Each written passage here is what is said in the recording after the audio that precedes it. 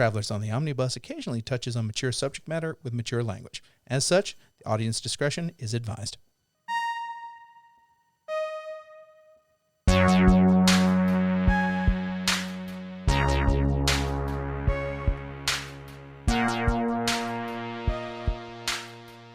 Welcome to Travelers on the Omnibus, a field trip through nerd and pop culture. My name is Brady Davis. Your name should be Enthusiasta Boy. My name is James McCarthy. McCarthy. We're very. I was thinking when we were very NPR in the last few intros. That's fair. We've been very shocked. Welcome everybody. We've been very shockingly mellow. He's much more enthusiastic than I was last episode. Clearly I had. He's always more enthusiastic than you are. This is my host. That was the line from the last episode. Yeah. Hey, I claim it. So there you go. I'm Ethan Skinner. Yeah, that's it. Who are you? I'm also Jody Kite. There we go. Okay. Wait, also we have Jody another Kite. one. Yeah. With their multiplying shit. I hope not. Oh shit. He's multiplying. He's like Dollar General. They just pop up everywhere. Thankfully, Jody Kite, the I was Dollar thinking more like an General of amoeba. people. You cut them in half and two Jody's grow. multiplicity. Gross. There's a dated movie for you. Oh God. Ladies and gentlemen, before Michael Keaton was known as Batman, he was a comedy guy. No, that was after Batman. That was after That was like Batman? That was 92, after 93. Batman. Oh, Yeah. shit. Yeah. Mr. Mom, however, Yeah. that was However, well before. Also, Clean and Sober, which is not a comedy movie. It is at not. all. Uh-huh. The Dream Team. Yeah. So if that's not enough Michael Keaton references for you, stay tuned for the after show, and we're just going to name off random Michael Keaton movies. We're going to do that, right? Get the list. And then just start saying them. Then write a note that, hey, shut me off, it'll be fine. And I don't think there's 500 Michael Keaton movies. Well, I thought something was going to be funny, and then somebody was. else It was decided hilarious. something else. Fucking hilarious. And then somebody else decided something else was going to be even funnier. Yeah. And stepped on my bit. Yeah. Everything and then- about and then that was funny. I found out later, because I don't listen to the show because I hate hearing my own voice. That you put in like little Future J. Yeah. notes Yeah, in Future there. J, It was great. Mhm. Yeah, Great. great, awesome, wonderful. It was amazing. Yeah. I bleed bits for this show, and you just step all over them. You just have comedy spewing out of you all the time. We need that. We need that comedy O negative. We need that comedy O negative. It's I'm sorry, I may be positive. Sorry, it's okay. That makes you the universal recipient I of can our get jokes. everything. I Yeah. just can't There you give. go. Jody, what's been up with you? Well, thanks for asking. Recently, I finished the Sandman show on Netflix. Good job. Congratulations. Yeah, thanks. I enjoyed it. Hopefully, at some point in the future, we can talk about the show and maybe Sandman as a whole, or something of that nature. That might be a. That's a whole cast in. of That is. That might be a I'm whole slowly but episode. surely getting there. Just like 4-speed Ethan, like graphic novels into his eyes. Yeah, we're gonna do the Clockwork Orange thing where we sit him in front of the thing and like put things on his eyes. Just to tape keep my them eyes open. Yeah, I need just you to have the just- Sandman. And While I'm you just listen gonna to the stand ninth there with movement. my copy. I with my need you- copy. Moving. I need you to the practice. pages.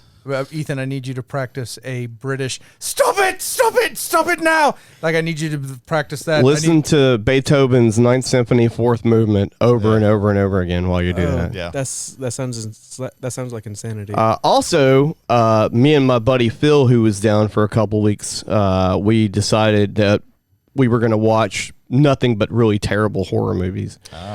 And St. Elmo's Fire, yeah, which is also a very terrible horror movie. Well, again, that was his idea. But we watched Devil's Times 5, which is one of those films from like the early 70s that uses like, I don't know, they had like 5 different like surnames or different names for the movie because they were trying to like pawn it off.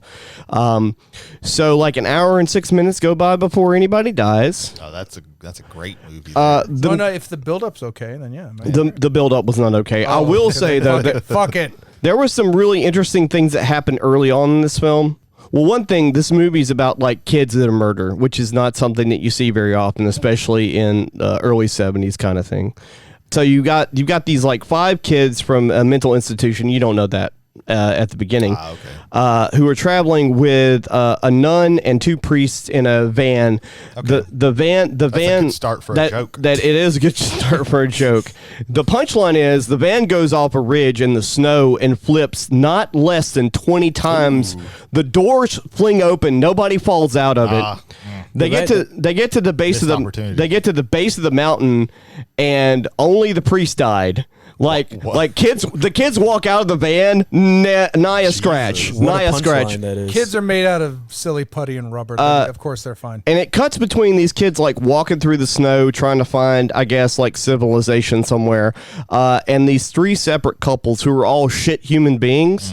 And it's the early 70s, so you've got to have a lot of stereotypical, like you got the bald business guy with the lush wife.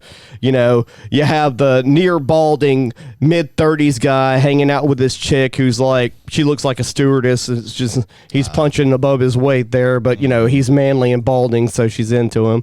And then you have the older gentleman who's like their boss. They're on a work retreat or whatnot. And it's just really terrible. Leap Garrison's in it. I think that's his name. Leif Garrett. Leap Garrett.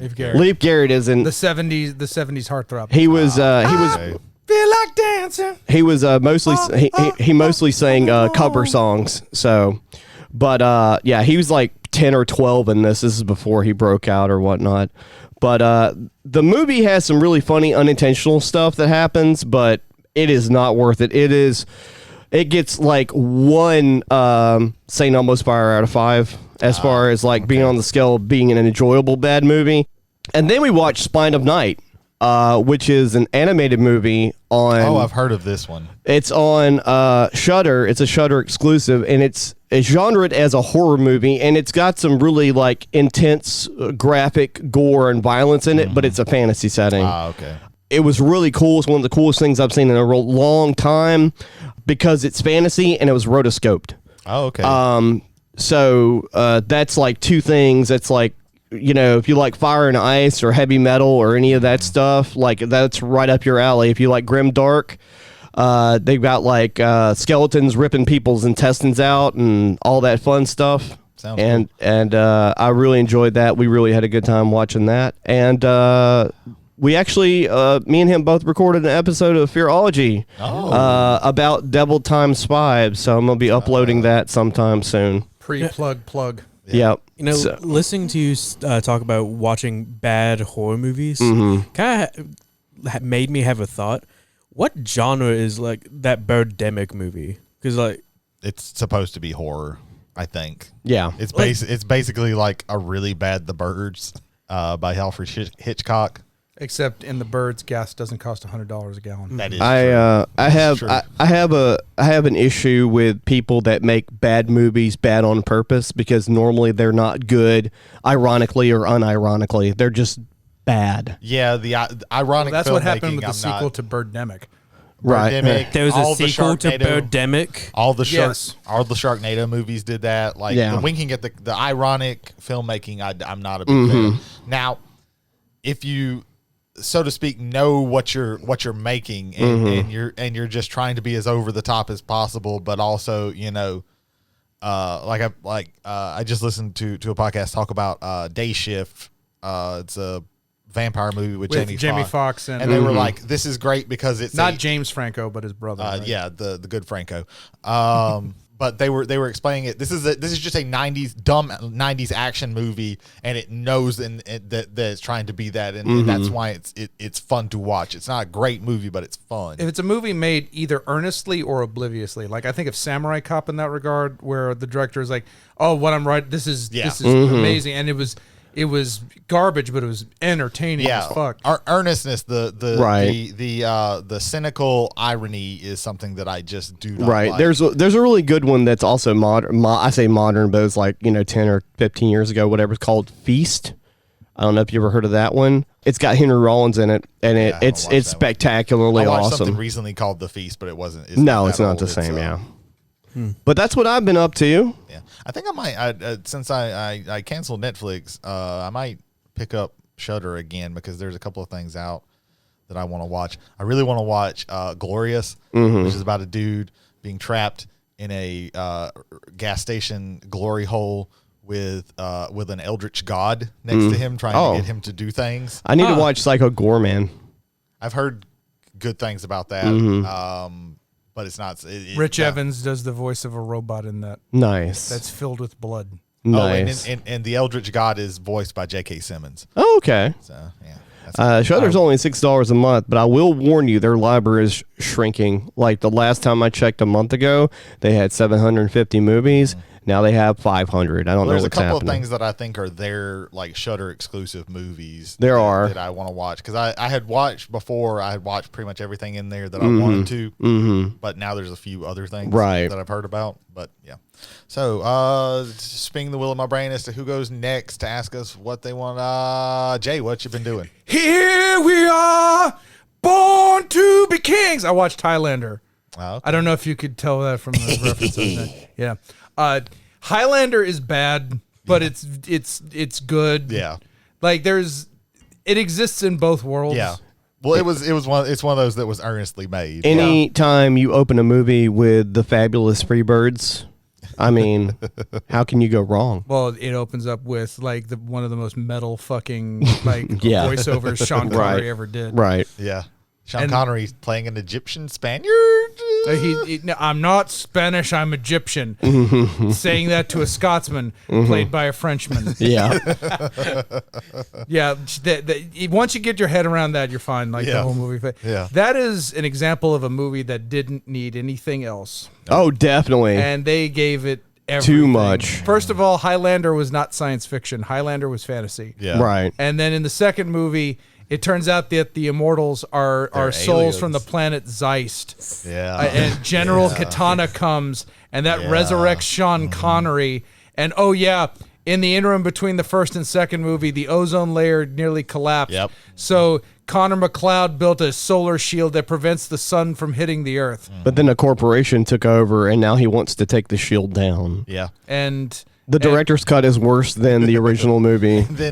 And then 3 and 4 are basically the same thing as the first movie. Like it's almost exactly the same. I will say 4 is the best of the sequels. That's not saying a Four's lot. the one that has Duncan MacLeod in it. It's got it. They crossed it over from the TV show. Yeah. Yeah, Because I had always watched I'd watched the TV show a lot. I did too. So I liked the TV show. I thought it was I remember to a liking point. the TV show, To a but I was point. also a child, so I Yeah, don't know. they jumped the shark with one of the characters, and I was over it at that point. Okay. Where they turned his little friend into an immortal, and I'm like, why? Okay. It's very convenient that the best friend you've been running with for like 7 seasons all of a sudden dies, and now he's an immortal. Spoiler and for then a they show did that came out. Highlander: The Source, Yeah. which because of orbital wobble, the Earth is a desert. And then they did the Highlander animated series, which is really garbage. Yeah. I remember watching it as a child and liking it, but then again, I was a child, so. I can feel my brain like melt as you guys are describing Highlander. And You've never seen it, have you? no, what gave you that idea? The 21. Yes. Yeah, there you go. You need The first movie's good. the first movie's everything else is garbage. Yeah. Watch Yeah. the first You movie. don't have to But watch even then, in the anything first else. movie, like the gaffes in that movie, There like, is some- after you've watched it, like Yeah. like more than like a dozen times. It's not like I have. perfect. Yeah. It's not perfect. Every movie gets to like, okay, we swear this time Connor McLeod is the next to like it's him and one other bad guy. We promise. Swear to God. We're look. We promise you he is the next to last guy. All he has to do is defeat this one other bad guy, and then we're also gonna cut to a flashback where he's in the past and he has sex with some girl on like furs and shit, and then he's gonna kill the bad guy, and he's gonna be the final one for real this time, and then the next one's gonna be like, but wait, there's another last guy. I've got to tell Ethan something. So, Ethan, real quick, when the immortals fight, when you kill one of the immortals, you absorb all their memories and all of their powers from previous kills that they have done. In the sequel, he is 90 years old and just happens upon 2 of the aliens that show up to try and kill him for some reason, and one of them accidentally dies and grants him his youth back and power. Yeah. Just accidentally. Because what they were going for is there can be only one, so they all have to fight to kill each other, and then they get the prize, and the prize is being able to die, to grow old and die. and have children. And, So you know, yeah. So and also to be able to hear the thoughts of every human being on the planet. Spoilers for a 40-year-old movie now at this point. Yeah. Canon Films made that one. They made some good movies. They had some great. once in a while. They had made great some bad films, movies, and then too. they Yeah. did Superman 4. And Yeah, that was the that end was of the all one of that them. killed him. Yep. Yeah. I'm speechless, but at the same time, I want to see this now. You should. Yep. Yeah, are you ready for? Here's a spoiler to prepare you. Go for So it. the main bad guy, he's called the Kurgan. He's played by the actor Clancy Brown. Yes. Clancy Brown also has, in modern days, he has a very important role. He is the voice of Mr. Krabs from SpongeBob SquarePants. So when you watch the movie and you see the Kurgan, I was going to let you. that's Mr. Yeah, Krabs from Mr. Krabs. SpongeBob SquarePants, And Lex Luthor and Lex Luthor from Justice League. Also, and have you Superman ever and all seen those. Shawshank Yeah, Redemption? he's also I love Shawshank Redemption. He, he's you know also the the- really bad cop in that one, the evil tall cop. guy. the main guy. Yeah, The one who main was gonna- guard? the The one who was head gonna, guard. yeah, the one who was going to That's throw him him. off the roof. That's Clancy. That's That's Clancy, Clancy Brown. That guy is the voice of Mr. Krabs. Yep. And an immortal in Highlander. Yeah. He's actually done a lot of voice work. Like Yeah. I believe it. He's got a very distinctive voice. But yeah, my entire week was Highlander. Nice. Everything else falls way below the average. No, I want my week to be Highlander now. There you go. It's not Are you having I'm gonna a tell you stroke? what I want to do and leave Ethan for last because we're gonna switch up the format. Okay. Oh, okay. Swerve. There you go. Well, you're the host that works. Yeah. Taking all the So. zigzags. Yeah. I'm juking and jabbing over here. Okay, Y'all can't see this. don't go that far. Yeah, I'm not exactly a sports guy, so yeah, I didn't do too much this weekend. Well, this past week. I did see. So I finished a show that's because it's coming out weekly instead of all at once. So then that's Westworld, the newest season of Westworld. It was very, very good. They kind of lost me a little bit. I think there were some things that I weren't paying close enough attention to, and I missed some things. But overall, I think this was a very good season. I think they did a lot of big twists, kind of in this one that were kind of missing in the last season. Now, like I said, I'm a Westworld apologist. A lot of people will tell you after the first season it's a shit show. I loved it. I love the second season. I love the third season, and I love the fourth season. I have no idea if Warner Brothers is going to okay another season or if they're just going to take it out back and shoot it. But if not, it ends in a good place. Like this, if it doesn't get a fifth season, which I think they want, like the woman who's running it wants there to be a fifth season. I think she's kind of said that she's plotted it out for a fifth season. But if not, it ends in a good place, an interesting place. So yeah. Like I said, there's a lot of things that I don't fully understand with what happened, but it was a pretty good season. So for me, Westworld is 4 good seasons. It's one of those shows where you can't really you can't be on your phone and half watching it and doing something else. If it's a show you have to sit down and watch it, or you're going to be like, what the fuck? Because even me, I would sometimes look away and look at my phone, and I missed some things. A lot of it also was there was 2 years between season 3 and season 4. So and I never went back and watched season 3, and I forgot some plot points because it's there's a lot going on, but it's a very interesting show. So yeah, I also finally got a chance to watch Whiplash. It's an older movie, relatively speaking.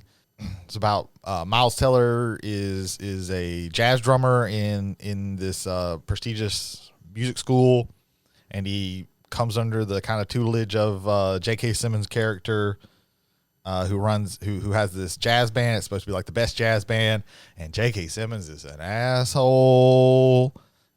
What? I mean, he was listening to him drum, and he found a problem with it, and he addressed it. Yeah. How did he address it? By throwing a chair at the guy. Throwing a full fucking chair. And it's not like he's sitting off alone.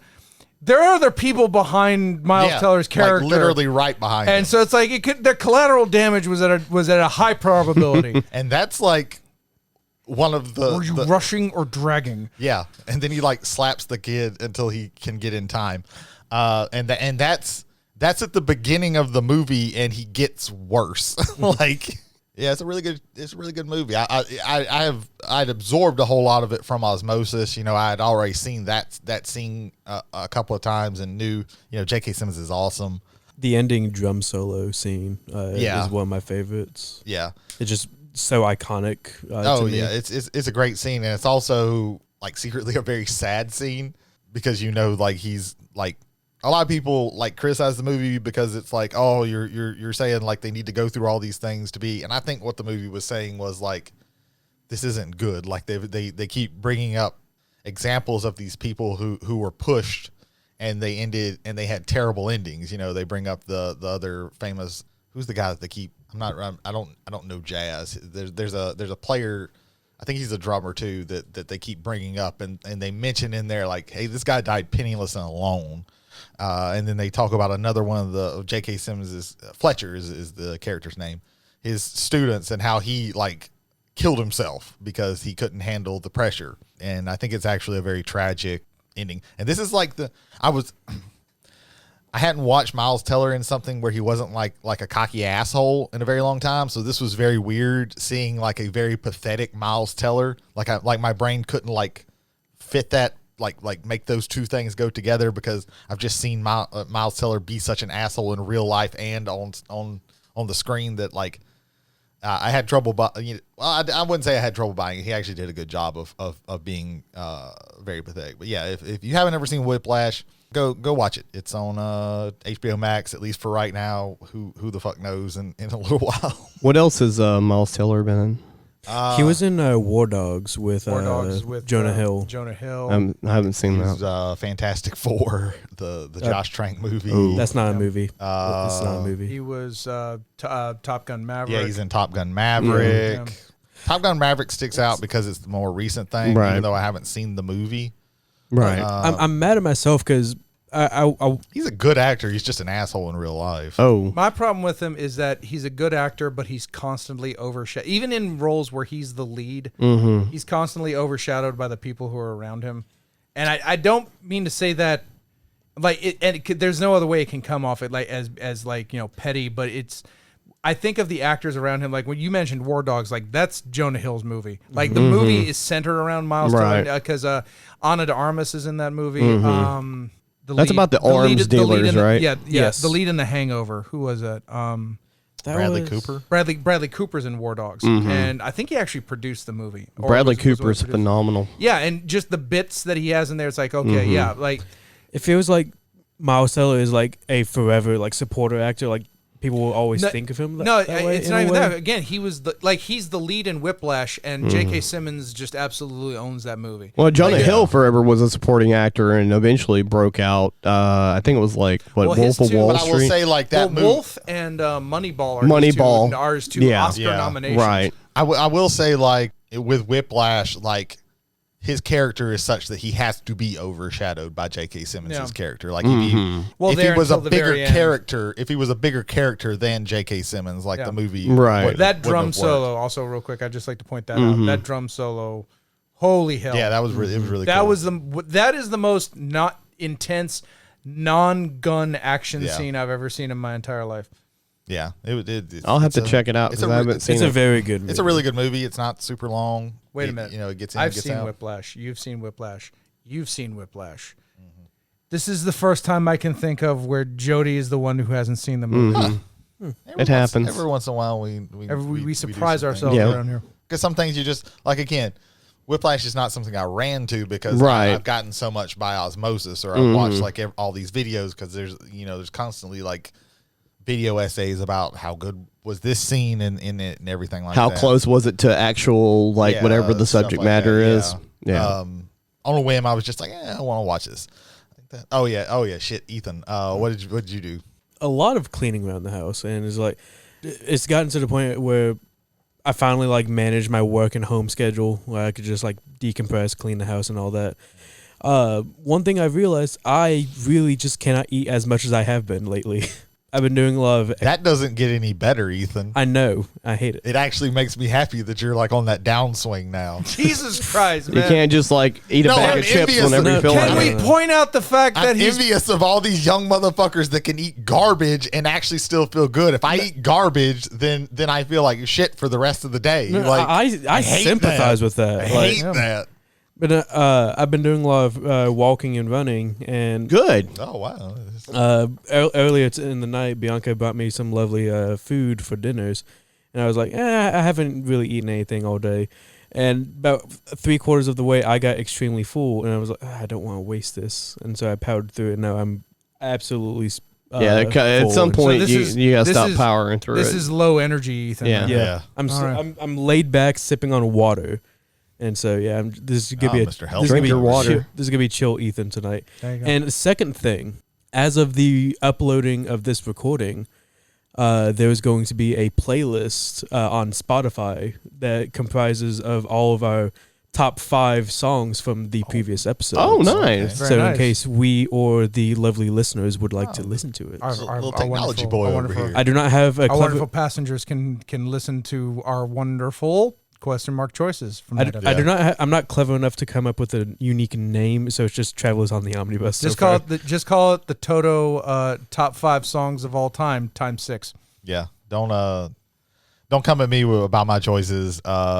Same. I can't really defend them. I'm Yeah. just gonna say right now, I might feel like something different tonight. these are our choices, and we own these choices. Yeah, Yes. but the Yeah. top 5 is forever and always in perpetuity. Yeah. Even if it was 10 years ago We're gonna- today that I yeah. listened to Skinny Yeah. Puppy the last time. We're gonna get that put on that golden record that gets sent out to space. Absolutely.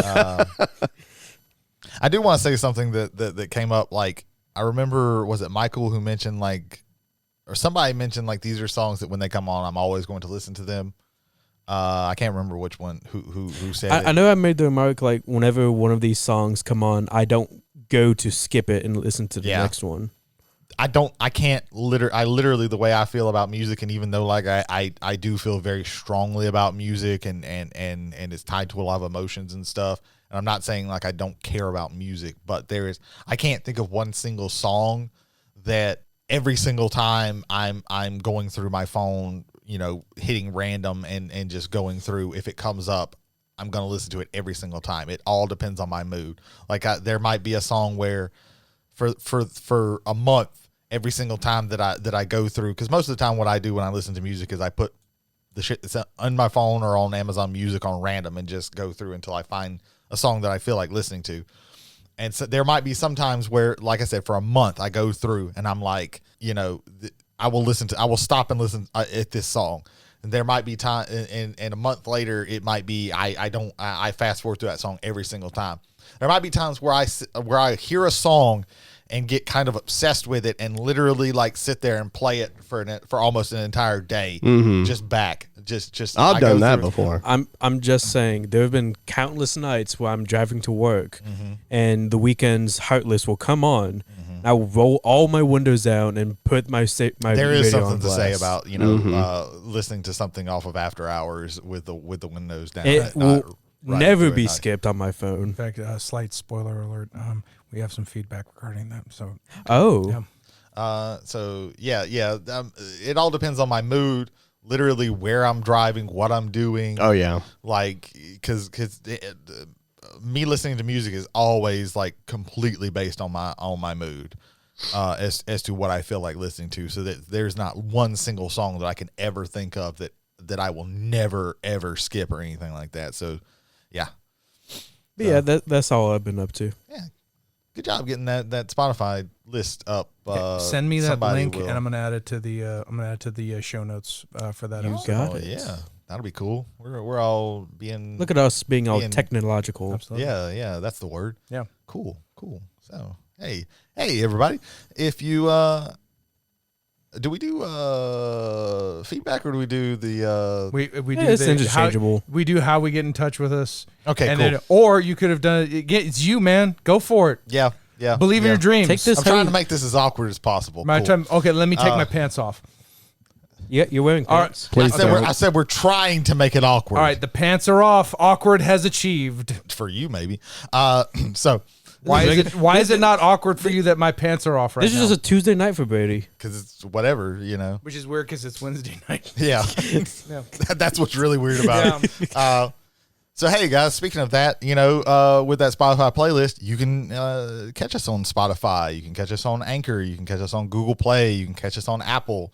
That's about it right now, guys. Yeah. Maybe one day other things we will add to that list, but as of right now, We're working to be on it. K-Rock in New York, and whatever it is in Los And the Angeles. Drive they listen to Time them. playlist. Yes. I'm Wolf Daddy Mark. Ow. Daddy-o. Spinning the hits. Spinning the hits of the 80s, 30s, and twins. Hey everybody, welcome back. I feel a serious XM sponsorship coming up. If I would like any sponsorship. Yeah, Please. yeah. If we get lucky, we'll be like last podcast on the left. You can only listen to them on Spotify because Spotify bought them. Yeah. Damn. Yeah. We will whore ourselves out for money. Yes, please. I'm already without pants, so I'm halfway there. So, Spotify, I'm already using your platform for our playlist. So Yeah. Spotify, I'm Love already us, using your please. platform for reasons that I like listening to music. love Yeah. us, Spotify. Yeah. I have Amazon Music and it's okay right I now. have Spotify and Pandora, but they're both the free versions. So Yeah. So yeah, Jay, you are the keeper of the feedback. I'm the keeper of the the best keeper feedback. of the feedback. Yes, we have some feedbacks this week. They've been building up slightly. There was one that was supposed to be last week, but after the first hour of just Jason talking, Jason was gonna. But that's a reference to almost an hour on the preamble. No, but we have a couple feedbacks. We have a feedback from when we were talking about Andrei Tarkovsky. Brady had mentioned briefly about the house burning. That house burning that was filmed and then had to be refilmed because the film jammed. That did not happen in The Mirror. That happened in Tarkovsky's Sacrifice. That is from a old friend of mine that has asked me to keep them anonymous. So I shall keep them anonymous. There are actually... There is a burning of a building in The Mirror as well, which is kind of, I think that's his autobiography kind of up to his point I can't in his life. remember. I think it was that like, one. I'm not super familiar but with there's Tarkovsky. I just remember bits. yeah, there's and pieces a of burning building in that one, and then in '86 he filmed a movie called The Sacrifice, and that's one where they started filming, and unbeknownst to them, the film had jammed, and so the entire building burned, and they caught none of it. So they had to completely rebuild the building and burn it again to get the shot. Do you remember what that film's about or no? The Sacrifice. All I know is that it's a movie. Oh, thanks. No, that Like I said, narrows I'm it not- down to I'm not moving super pictures. familiar with Tarkovsky. I just know No. some It things sounds from like something I've osmosis. seen, but I can't remember. I would like but us to watch both his Solaris and the remake of Solaris. That was would done. probably not be a bad episode. That would be something that might I go have into the the original Solaris, so nice. All right, Criterion so collection. last episode, of course, was the top 5 songs of all time, incontrovertible and arguable. Yes. Our very Written dear in friend, stone. yeah, our dear friend Jared Hubbard from the Silence Your Cell Phone Boys. My traveler feedback. Oh, Ethan, you sweet summer child. Sam Smith is gay, so Stay With Me is not about a woman. I mentioned that on the show. My response to Jarrett, we addressed that on book partially and off book thoroughly. So yes, yeah, no, but again, like that is a love song. It is. Yeah. So it like, is. and it, again, Well- when you take the art from the artist and like if you imprint that on there, I think that's quite all right. I think Well, reverse the would be reason okay. the reason I brought it up is because he said it was about a girl, and I was just correcting him because I wanted to correct Ethan. yeah, oh yeah, it's Yeah. because that is true. We do take every opportunity on this podcast to correct Ethan. Further feedback. I honestly was surprised no Bohemian Rhapsody. So that's not my favorite Queen song. I do believe that is the most iconic Queen song because of what Don't it Stop means Me to Now pop is culture. my favorite Queen song. Yes. Mine is Someone to Love. That's a good one too. That's a good one. I appreciate Queen more than I like them. Like I do really like them, but I appreciate them a whole lot more. Like Yeah. they're not gonna be. They're not gonna be somebody. No one's voice is like Freddie Mercury. Yeah, yeah. There's- Freddie Mercury to me has like the greatest voice ever. Well, there's also like the there's the history and legacy of bands that were impactful. that some people may or may not like. I love Queen, but I would not put Queen in a top 5 for myself personally because, again, I have 1,000 favorite bands, and Queen's in there, but they're not in the top 5 of anything. That's how it is with me, Like, to me, Queen is one of those bands where, like, I will acknowledge them and know that they're a really good band, but there's just a vast majority of other bands I would much rather listen to. Like we said on the show, there was no Bowie, there was no Nirvana. One thing we didn't say on the show, but our friend Michael Hill from Whiskey and Wrestling, who was on the podcast with us, he mentioned it in message to us, and then also just when I was talking with Jared, I mentioned that we didn't mention a single Michael Jackson song. No, we didn't. Yeah. Like the Thriller album by itself could have that is places. Like I really like Billie Jean. That's a phenomenal song. That is. I think that's one of the greatest. Probably songs one ever, of his best. Yeah. But Michael Jackson is not somebody that I listen to. Like a whole real lot. quick, Right. My favorite music video of all time is "Smooth Criminal." Yeah, it's a good video. It's a good video. Yeah, Thriller also exists, but for me, it's like just that opening shot of him walking through the door and then flipping the coin. Smooth Criminal. Are you talking about the entire movie? From Well, not that the snippet excerpt, from Moonwalker. the excerpt from the Moonwalker movie, which is with Which the is exception of the weird orgy that breaks out like 2/3 of the way in the. I'm gonna make a really weird Michael Jackson. He's a tough guy. comparison here. So that movie was pitched much like another movie was pitched because hey, we can make this movie and we can use like half of it for music videos, and that way we can actually make the movie and actually get something out of it. The Talking Heads did the same thing. In fact. Okay. 5 or 6 of their videos from 1985 to 1987 were on a movie called Tall Tales or something like that. Yeah, because that was directed by the. That was directed by I can't remember his name. It's not Tall Tales. No, it's something Tales though. Tall something. Tall Stories. I think it's Tall Stories. No, keep talking. We will inform the people. Yeah, David. I can't remember his last name now because my brain just melted. But yeah. So that movie's really weird. It actually has John Goodman in it as well. Okay. Like the movie opens with the director / singer of the Talking Heads, David Byrne, in a top down Cadillac. It's all filmed in this like really rural place in like fucking Wisconsin. True stories. And he's driving his convertible or whatever, and he's like, I like metal buildings. It takes out the whole point of architecture and just weird, shit. Weird David Byrne thoughts. Okay. But that's how that movie got made because they're like, we can make 6 music videos and make a movie. But Michael Jackson. No, we didn't put Michael Jackson on the list, nor did we put the Talking Heads on the list either. He's not top. He's not top with me, basically because like Billie Jean is up there like with the song that I love, but like that's really the only Michael Jackson. I was telling Jay on the ride up here, like depending on like when I was younger, depending on what year you asked me, I would have been able to tell you.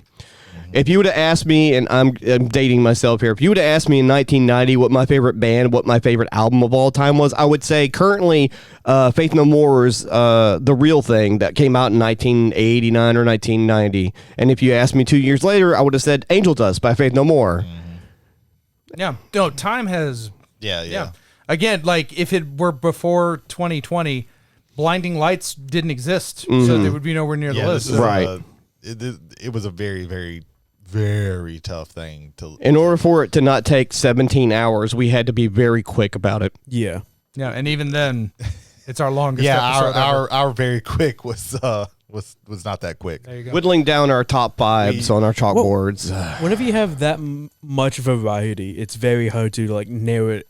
At least narrow. I it expected maybe one crossover song, and we didn't even get No. that. Yeah. No, I 30 wasn't surprised. We have 6 people, 30 separate songs. We have crossover. Wasn't really surprised. We have crossover artists. Yeah. But other than that, Yeah. No, it's entirely true. Like, which says like inside of an artist, there are differing, like the one point that I brought up, like just in the same album for Blinding Lights, my favorite song, Brady's favorite, Jason's favorite, were all 3 different songs. And so and to me, again, if you can have like an album that produces that many hits and someone finds a different song of that Right. is like the best song. I think that speaks to the quality of that album, Yeah. which was not even nominated for Album of the Year. Fuck the Grammys. I hate the Grammys. The Grammys Yeah. are really bad. Any sort of reward system or I- trophy system or I whatever. just is don't watch bullshit. any awards. all award shows are bullshit. Mm-hmm. The Grammys is more bullshit than the bullshit that all the other ones so are in bullshit. December, I was the Grammys and then like the Golden no. Globes were like, Uh-huh. are, like, I was- coming up against. I was planning on us doing the Travelers Awards, which was just basically our random ass awards for the year. Oh no! Ours are going to be good. Oh, ours are going to be the best. Everything else is yeah, going to be yeah. dog Yeah, shit. All right, there you go. Anything that I just said doesn't agree to anything that we do. Well, no, Yeah. because nepotism isn't involved. Yeah. Yeah. Well, we also have great opinions, That's very true. relatively speaking. Long pause. I may keep that pause in there. If you could only see. I'm either gonna keep that pause in there. Or I'm gonna have like a tumbleweed sound running through. No. The old, I was just bouncing the old around, like, Italian yeah, Western. I'm agreeing to everything. Like Brady was saying something and then he just shut off, and it was like, No, I know exactly why he shut off. I was over here agreeing to everything. I was like, yeah. Wait a second. You're talking about me, isn't he? no, that all tracks. Yeah. He didn't even have to look at you, but he did. No, I wasn't even staring at him. I was staring at the He wall was staring behind. at you, though. No, wait. I'll introduce the thump thump from the thing, the opening of the thing by John Carpenter. There you go. That'd be great. All right, last bit of passenger feedback. An email from Whiskey and Wrestling. Oh, okay. Formal. Gentlemen, we request a bingo card. Sincerely, Whiskey and Wrestling. Now, if you didn't catch our last episode, one of the things that got mentioned at random was like our abuse Ethan bingo card. That it's like Patent pending. Yeah, patent pending. Marking that. So, ladies and gentlemen, I have right here Ethan bingo cards. Oh, There's one my for you, God. and one for you, and What? there's a separate one on the back in case you want to play again. Oh, God. So it's all the same stuff on it. It's just mixed up. I love it. So amongst the things that you're going to find on the Ethan bingo card, you're going to have passive aggressive, which is when Ethan gets passive aggressive. Ethan splaining whenever we like go. It's like, so CDs, Ethan, in the back in the day. That's on there. We have blank corrects Ethan, and also Ethan corrects blank with all the remaining members of the group. That each one are in there separately. My favorite so far is Ethan gets unnecessarily destroyed for a small mistake. Yeah, that one's on there. That was a good one. That's a good one. Yeah. So the gentleman will be playing tonight. If you are a friend of the show, that's the reason why I gave that to Jason and Mike in secret. Yeah. I saw like Ethan on top Yeah. of it. I'm glad we have pencils. That's Yes. very helpful. I'm gonna play some Ethan bingo tonight. It's gonna be great. What have we got? What have we got so far? Well, no, nothing so far. Nothing. For you guys, it starts now. Oh, okay. As always, the passengers get a little bit of a break. They get the whole episode if they want to go back and okay. review it. That's Okay. fine. All right. But there you go. I have to. I'm really speechless. Like, That's not on There you here. go. Yeah. So we got Ethan bingo, ladies and gentlemen. Also, if you'll notice on there, Ethan mentions Shine Down is on there, but not anybody okay. else mentioning Okay. Shine Wait, Down. I'm marking off Ethan not hosting episode because that's what's happening right now. If it switches, if it switches in the middle of the episode, you Oh, just no, you have both no, of them marked. no, Take both of them marked. Now I There can you go. take this from my cold dead hands. There you go. There you go. If you win, it's just bragging rights, which is way the people mention that they have nothing to fucking win the contest with. But it's going to be a tie because we're going to mark off the same thing at the same Well, time. ladies and gentlemen, if you would like your own copy of Ethan Bingo, Maybe or if not, you have, they might be in the same. Oh, okay. or if you have, They're all different. Oh, okay. or if you have passenger feedback, please email us at travelersontheomnibus@gmail.com. Again, that's travelers, 1L, travelersontheomnibus@gmail.com. I love everything that's happening. There you go. I'm Ethan, glad you stick with us enjoy and we'll it. make you famous. You can also message us on Spotify. Wait, you say, I'm glad you enjoy it? That seems very passive-aggressive, gentlemen. Mark that down. If you've got that on your Oh, bingo man, cards, yeah, there mark we that go. down. There we go. It's going to be on. You are so full that you'd like to choke me right now, but you're just like, nah, man, we're cool. Yeah, his reflexes are really slow right now. There you so go. This is a There you good go. time to There you go. to the serendipity of this. Oh, plan. this Kidding is me while funny. I'm down already down. This on really it. like we need to make this into a shirt. Yep. Yeah, yeah. The That's first gotta shirt be. is This Ethan has Bingo? gotta be. I Gotta would be be. okay. I don't really. I would be I don't okay. even need to be here. You guys got this on your own. No. We need you here for we this have to do happen. this. We have to do Now this. we I'm need. good. No, now we need Now you guys need me. because Ethan Bingo is in play. Ethan, we have made you indispensable now. Yes, we haven't needed you for 20 on, episodes, hold but on, now, hold on. now that we're Hold on, 21, Ethan, I we want- need you. He said we have. Hold on, no, I've made you indispensable. These other two are just enjoying the fruits of my labor. The fruits of your So, labor. so much of this you couldn't have gotten without us. So come on now. I'm not gonna. You did all the labor, but we will take credit for it too. It's like I'm the mother and y'all are the fathers. It's like Sure. being a part That's how of. you want to. I did all the labor That and is you'll a- take all the That's credit. a really weird way to put that. But Yeah, sure. there you go. Okay. There you go. From a See, guy I not was wearing out, pants. I wasn't You do all the uncomfortable work, with but all I of our literally names are have on the 3 stamped people on the talking bottom. at me. Ah! Okay, Ethan, what were you saying? It's like we're in the middle of a school project. You do all the work, but all of our names are stamped on the bottom. Yeah, I got the macaroni put on everywhere, and y'all just like put the glitter. Like, Yeah, no. I had taking that, off but the the glitter pants. was mine. The taking off the pants wasn't Yeah. uncomfortable. Now I'm uncomfortable. There you go. There you go. So All you right. did succeed eventually. All right, there you go. We've done everything we can back here. But again, travelers on the omnibus at gmail.com. Brady, back to you. This is a nightmare. So after that delightful detour that we did, we got our main topic, and today, ladies and gentlemen, you got a board game episode. We like board games, so you get a board game episode. That's how these things work. Don't act like we have a system. We don't. We literally don't. Nuh-uh. If you'll remember from the last episode, we didn't even have a preview for this one because we didn't know what the fuck we were going to do. Also, we spent 2 hours and 30 minutes We were on the so last episode. tired. Yes. Yes. We were so tired. I had to cut 20 minutes out. And none of it was just like even break times. It was just like, no, this is just us rambling incoherently. Yeah, there was a lot of that. There was. So yeah, today we're going to be talking about board game mechanisms. Yes. Board game mechanisms. You got to have mechanisms to have a board game. Board games are made of all kinds of mechanisms. I'm going to say mechanisms a whole lot during this little thing here. So we each brought some board game mechanisms that we like and some that we don't like. So this is going to be, you're going to get some positive stuff, then you're going to get some negative stuff from us. So I guess we can start off. Do we want to start off with the positives or the negatives? Let's you're see. the I host. love social deduction Okay. in board games, whether it's big form like you have with Werewolf, Blood on the Clock Tower, to more a component of the game, very much like Battlestar Galactica and Unfathomable. I like the notion of trying to hunt out a traitor or being the traitor inside of a group of people trying to work toward a common goal. I think that brings a lot of tension. I believe it brings a lot of drama to games. And when played right, it is some of the best board gaming you can do. And when played wrong, You weren't there. You were off playing Crokinole with our friend Sean Broom. I was gonna call him Pudgy Glasses. I don't know. Does he listen to the show? No. Did he, No. then, Well, he won't now. then it's staying in. I figured. Yeah. No, Sean, I love you, man, and not just because you have a Crokinole board, but yeah. That's the only reason why you. That's the interact number with one it. reason, but it's not the only reason. I would have to be very close on agreeing with you on that. There you go. Crokinole is a very fun thing. Yeah, it's a super fun thing, but yeah, no, we love you, Sean.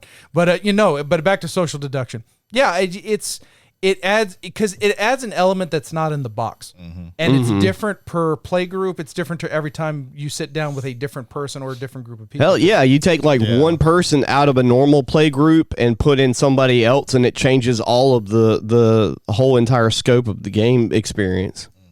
I also really enjoy those kind of games, the social deduction games. What was it Deception and Murder in Hong Kong. Murder in Hong Kong. Kong. That game's really fun I haven't played as that well. in a very long time. I would like to play that one One that I again. well, it's not really social deduction. It's more of a hidden. What's it called? Hidden movement? It's not hidden movement. Salem. Is it Witch of Salem? I think it's Witch of Salem, right? Or is it just Salem? I think it's It might just be Salem. just Salem. Because there is a Witch of Salem. I think it's just Salem. Yeah, I think so. But- Is it that? Is it the one that's the same online? people who made like Tortuga and they've made like several games where it's just like the name of a place and it's like a different variation of like I think that Yeah. if it's the one I'm thinking of that is kind of like a social deduction And this game. Anything and with, like, yeah hidden- and yeah anything it, with like most things with like hidden roles and things like that, there is like a social deduction. it has element it has a function in the game where if 6 people are playing, the witch that you're trying to find isn't in the game exactly, or it's not among the players anyway. Yeah. And if you have 7 players, 1 player is the witch. Okay.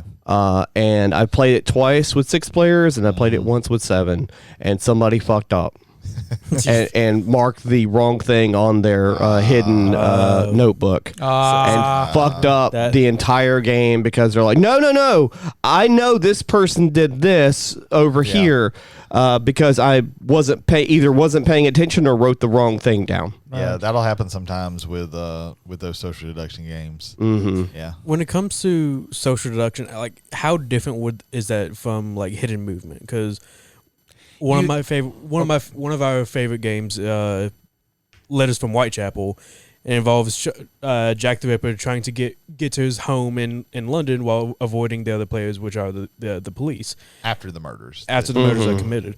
But the police don't know exactly where Jack is. He has his movements hidden behind a little screen. Right. But he has to like keep a poker face and not let the police know where exactly he is. Well, both. They're in a way. They're in the They're in the same family. Right. Where social deduction worries about the person, hidden movement is worried about the action. Yeah. Mm-hmm. I know who Jack is. I don't know what Jack is doing. Fury Yeah. of Dracula, same There way. is like a social element, but it's coming from usually. But it's more of a hidden it's movement. The people who are hunting the single person usually more than the. And there's the cat and mouse game is also specifically like, it's Jack versus the cops. So the cops and Jack are working against one another. They may be saying things out loud. And again, one of the things I love about that game, and I'd like to get back to social deduction. But Right, of course. Hidden movement was also going to be my other Right. one. But with hidden movement, they have to stay at the table. They can't just... The cops can't just leave the table and then just like keep Jack in the dark of what they're doing. They have to stay there and listen to what, like, Jack's listening to what you're doing. Meanwhile, maybe someone at the table's figured out to like, or 1 or 2 people figure out to do something different and they're giving each other tells. Again, it's with social deduction, you're trying to figure out the people. With hidden movement, you're trying to figure out what that person that is doing. Yeah, it's interesting because like when it comes to like hidden movement, there is a social element and there's also a deduction element. It's just that they're not like together; they're kind of separate. Right. Like, what would you consider Mysterium? Is that hidden movement or a social? It's definitely not hidden movement. No, and it's not social because again, everybody at the table knows what they're doing. That's full on co-op. That's a full on cooperative game. Yeah.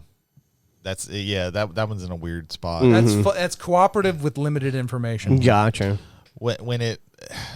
I like social deduction games, but I think I'm kind of worn out with them because they can be very fun and you do get a lot of stories. Like there's some of my favorite stories in board games, that have happened to have been social deduction games because there is this back and forth.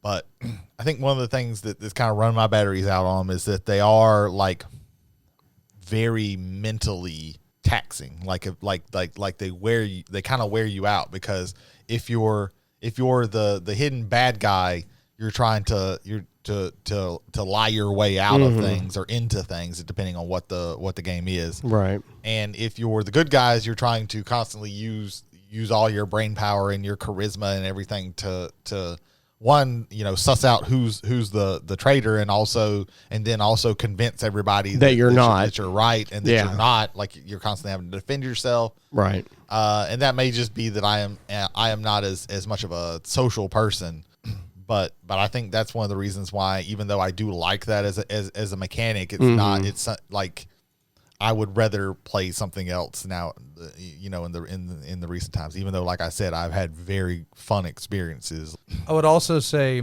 EFKA from No Pun Included did maybe their best piece of work and probably one of the best board game documentaries I've ever had the chance to sit down to, where it was based on the impetus of it was Blood on the Clock Tower, but then it became a deep study into the notion of social deduction talking games. about like the history and everything. It's, to me, it's not just the having to think, it's also having to think against the normal social construct of, hey, everybody comes together and we should, like and trust one another, because when we work together, everything works out together. But now you're put in that position where someone is here to fuck things up.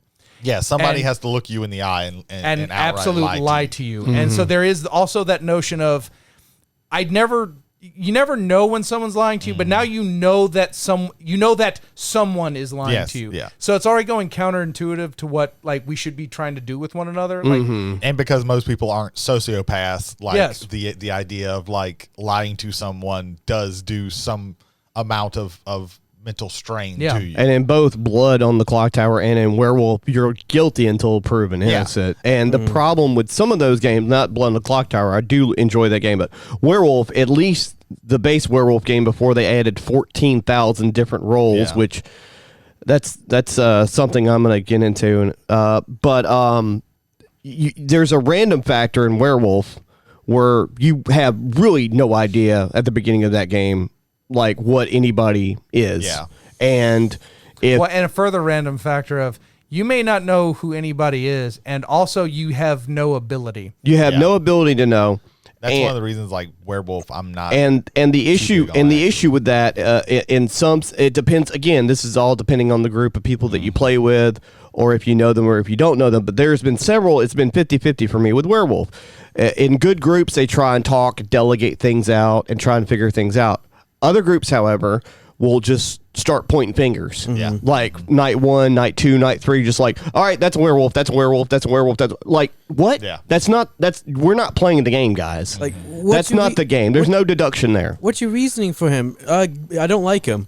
That's not a reason. Right. Yeah. And to me, whenever I play werewolf, it starts to get to the point where I don't like you because of this one thing that you did. So I'm going to convince everyone that hey, because of this outside reason, you're the werewolf. Well, and let's extend that out. That doesn't just go into that game. The next game you play, or maybe the game you play next with that person a week or maybe a month down the line, they'll bring that to that game. And that's what their basis is for thinking you're the werewolf, is that you were the werewolf in the other game. Bias. That can be bad too. I would also say that Blood on the Clock Tower eliminates this. And I use that word specifically, eliminates, because there is no player elimination in Blood on the Clock Tower. Yeah. If you're dead, that's not the end. Yeah. Right. You just Meanwhile, get knocked down to only being able to if do you're one vote. if you're at a convention playing a game of Werewolf and there's 68 people, Oh yeah. and you're good luck. and you're the first one to die, Yeah. I'm sorry we wasted your time, man or ma'am. Yeah, because you're good not luck. allowed to talk anymore. That's, that's not good. Let me get up and get a pretzel and come back. Even for then, possibly another game. even then, Bezier Games and Ted Allsbach, they've added a few roles. They can kind of people floating around, but you can't make everybody that. And Right. It's disheartening. I do like that role, after the middle point in the game, where I feel I've had enough information where I think I can know who's who. Yeah, and I know, I believe you've gone on record, Jay, saying that you really don't like this game, but One Night Ultimate Werewolf, I actually do kind of like, because it's very quick, and it's just everybody gets a little bit piece of it. A lot of people get a piece of information, and you just have to you can logic it out. Sometimes the games aren't as great, but they're literally it's a 15-minute game. It's a very, very quick game. I can appreciate the quickness of that game. I have never played a game of that where the werewolf won. It's been a very long time since It's I always played, so I been can't even remember. somebody was able to figure something out and then completely run at it from there. Yeah. I don't think the roles, the roles, ROLES, are varied enough to make that game interesting for me. Well, good luck, because there's 15 versions. Yeah, There's One Night Ultimate Villain, One Night Ultimate Alien, One Night Ultimate Superhero. I don't have to purchase those. It's a good thing. It's what there are as board games are very I can't think of the damn word. Are varied. I'll use it. Are varied. So are the social deduction games. And I think Blood. But I'm going to be short again. When I say Blood, I mean Blood on the Clock Tower. But when I think of Blood, I think that is the refinement of so many of the gripes a lot of people have. Even for a game the games that we played that were 12, 13 people. Like I think they flowed very well. They were a bit longer than games of Werewolf, but I think there was a bit more structure. And again, having some knowledge or having the ability to have some knowledge of what's going on in the game, I think makes it very good. Maybe having some knowledge. Maybe you got completely lied to. Yeah. I think that I think in of itself is also knowledge. Like it's not that you have nothing. It's not like I said, bow your head, close your eyes. Other people that are not you. Yeah. Okay, everybody wake up. Okay, at the very least I have a piece of information that may not be true, but I've got something that means can contribute something other than just random intuition. Or sometimes, if you're paying very close attention, that's why a lot of times in Werewolf, like I'm not talking a lot because I'm trying to pay attention and figure out with votes and things like that how people are doing, because sometimes that's what the first people to vote sometimes can be obvious. That's what you have to do sometimes. And I think I'm trying. I don't want to make it like all negative, because this is like a positive thing, a good thing, a thing that you like, and we're trying to talk more about that. Well, I think balancing them out is a good thing, Well, one of the problems. Well, and also something that I like in the games may not be something other people like in games. Like the notion, again, and Efka brings it up in the video. You may find the idea of lying to someone or being lied to completely abhorrent. Yeah. And I don't want to have anything to do with that. The last time we played Blood in the Clock Tower, I had to look a guy in the eyes and just straight lie to him. You broke his heart. And it hurt him. Like he was drunk, so like he was a little bit more sensitive, but I didn't feel good about that. You shattered him like ice. Yeah, it was great. I did not feel good about that. I loved it. Yes, more of that. Because yes, I'm not a psychopath or a sociopath. I'm sorry. Wait. What is that implying? There's no implication there. One of the first experiences I had with the game was hilarious because Cameron Spanier, manager here at McDonald Gaming, I took him off to Greg Spanier's loins. Right, in Blood on the Clock Tower, you can actually get up and walk around. I would say more vegetable of Greg Spanier's loins. All right, fair point. We got up insinuated with that. We got up from the table, and I was like, hey Cameron, let's talk about some stuff, about the game and try and figure out what's going on. And I took him over to the corner. I'm like, have you ever watched a sitcom named Seinfeld? He was like, no. I'm like, well, there's an episode that he's like wondering what the hell's going on. I'm like, well, there's an episode where he goes to rent a car. And when he goes to rent the car, the lady goes, oh, I'm sorry, we don't have your car here. And he goes, but I made a reservation. And she goes, I know you made a reservation, but we don't have your car. He goes, yes, if you knew how to take a reservation, you actually have my car. And then she says, I'm going to go talk to the manager. And then when that happens in the episode, the manager goes and talks to somebody behind the glass door. And he's like, so what's happening right now is they're talking behind the glass door, but they're not actually saying anything, and they're trying to fix my situation. And I told him, that's what we're doing right now. They think we're actually talking about something in the game, but we're not. When they got back, they were both executed. No. Yeah, that's basically what happened when I played a time before the time that I had to lie to this guy. Like I played with our good friend of the show, Kevin Sheldon, and the first thing he did was, "Hey, can I talk to you?" He's like, and he was telling me like, "Hey, this is my first time playing, and I have this information," because he had known that I had played the game and I was a little bit familiar with it. He was like, I have this information, and I know that's this guy over here, he lied and everything. And we came back, and they were both like, they're both the bad guys. Why didn't they go over there and talk? And I was like, oh, shit, I shouldn't have done this. That was a bad idea. But, yeah. But going back to what I was thinking, I think some of my problem that I have right now with, like, social deduction games, and even, like, a game that is good as like, Blood on the Clock Tower has this problem, is that most of them are trying to just be, let's take the formula of Werewolf and start from there and do something. It's kind of like how any adult party game now is Cards Against Humanity's butt, and now most social deduction games are Werewolf but or we're gonna throw this and like I think like something like Blood on the Clock Tower, which is very good, is a good refinement of that. They looked at it like what doesn't work in Werewolf, what does work in Werewolf. And how can we add things to make this better? So I think that's like the ultimate. Like from that, I don't particularly ever want to play another. Like again with like social deduction games in general, I'm not super like on right now. But like I don't want to play any other like type of game like variant, werewolf, yeah. except Blood on the Clock Tower, because I think it does it the best. I think so too. I mean, the person running the game being able to fuck with the game internally is a great mechanic. And I'd like to capstone it here because I'd like to get some other mechanics. Move on to something else. Welcome to our Blood on the Clock Tower podcast. Welcome to our Blood on the Clock Tower class. Are you stroking? Do you smell toast? Do you smell toast? I might have. I think the stroke that I was having earlier tonight caught up with me. Watch AEW Dynamite, or as I like to call it, Stroke Wednesdays. Yeah. There you go. Anyway, but just to kind of finish, again, in those games, players can lie to you. In Blood, the game can lie Everybody to you. can. There's not one single person and it's who like can lie even to you. you might be lying to you and you don't even know it. So I think that's the ultimate refinement of that. If I may, Ethan, name a mechanic you like in board gaming. One of my favorites is like resource management. That's a good one. Jody introduced me to a game called Century Golem Edition. Yeah. And one of the big this is a good moment to ask. I'm sorry, Ethan, to add that like we say board games, but we also threw in like card games and card games too. I kind of figured. I don't want. So if somebody, I don't want any feedback saying like, oh, y'all said board games, but then somebody talked about a card game. We're not here for that shit. Though I would call Century a board game. Well, I'm. Yeah. With that, I wasn't interrupting because of Ethan. Is just like I'm a bad host, I just thought that. We're trying to head off. We're trying to head off emails. I appreciate that. Yes. It helps with the feedback. Yeah.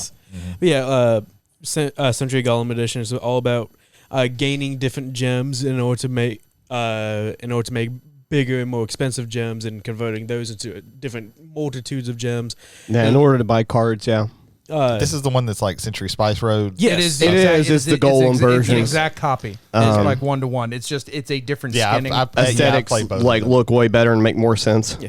And it's like you have to know when to spend all these resources, but at the same time you're making sure, this person is going to build up for this goal, so I might want to focus on you're getting cards to it also uses a starting mechanic that I like in games. Space Base also uses this, where if you have, let's just say, 4 players, the last player gets the most resources starting, and then the next player gets a little bit less, and then the first player gets a little something, but it balances the game out. So if you go first, you get less resources. Yeah, those to kind of like you start off with less because you have, but you have the opportunity. Access to better things already because of the first. One of my most memorable times playing the game is it was me, Jody, our friend Nick, and Austin. We were playing. Austin went first, and while setting up the game, you lay out 5 cards in order to like purchase to add to your. There's a tableau of cards in front of you. Yeah. And there are some cards that convert gems into other gems and some cards that just give you free gems. Very first card, 3 yellow gems. Yeah. And free resource. Free resources. Yeah. It's so important to have free resources. Yeah, free resource, and of course, he goes first and off rips. Ooh, take that. Yeah. Right. Yeah, there's basically 2 in the game. There's 2 for people who haven't played it. There's 2 different kinds of cards. There's cards that just give you resources, and there's cards that let you exchange resources. Because there's like a cheaper, lower resources, and then you can convert them up into different things. And sometimes more resources will be like, this the most expensive gem will convert into a lesser expensive gem, so you can because you have to have certain colors of gems to buy the victory point cards. Yeah. Another thing about that game I like a lot is that, like a couple of other card-based games, even though it's not necessarily a card game, but it does have cards in it, is because if you play like card games a lot, like let's just say Magic the Gathering, you can see what the value of everything is, and it's got a simple mechanic to it, so you can make strategy. Like the first time you play a lot of board games, I don't try and win. I just try and figure out mechanics. But in that game, if you've already played card games, or if you've already played deck builders or Magic the Gathering, that's an entryway game right there. And that's what, like, Austin, Nick, those guys all play Magic, and it's mostly what they do. But they were able to pick that game up in like 2 rounds. Yeah, playing games like Magic or really like collectible card games or anything like that get you really good at that resource management, that engine building, and that's what a lot of games like that's just the entire game is resource management and engine building. Yeah, I'm a big fan because you mentioned Century. I'll mention the Spice Road version because I'm more familiar with that. Sure. What I love about that game is that you have two distinct resources that are linked but are two separate pools. You have the cards in your hand, which allow you to get to the spices, and then you have the spices themselves. When you balance that perfectly, that starts getting towards my top tier of games. Like I'm going to mention, like this is going to be a weird jump, but Android Netrunner, the one done by Fantasy Flight. I was thinking of that when we talked about games. You have a resource of time, literally time. You have clicks, which is how many things you can do in a turn, and you have a resource in credits or money. And effectively, at the start of the game, 1 credit equals 1 click. And depending on your strategy, that balance actually never is proper, and you have to kind of make that proper. Yeah. And so there's this balancing of resources in between those two. It's like, when is it time, like for Century, when is it time to go for cards? When is it time to go for spices? Because if you can get that movement up and that rhythm going, you typically, if you don't win the game, you're going to come very close to winning the game.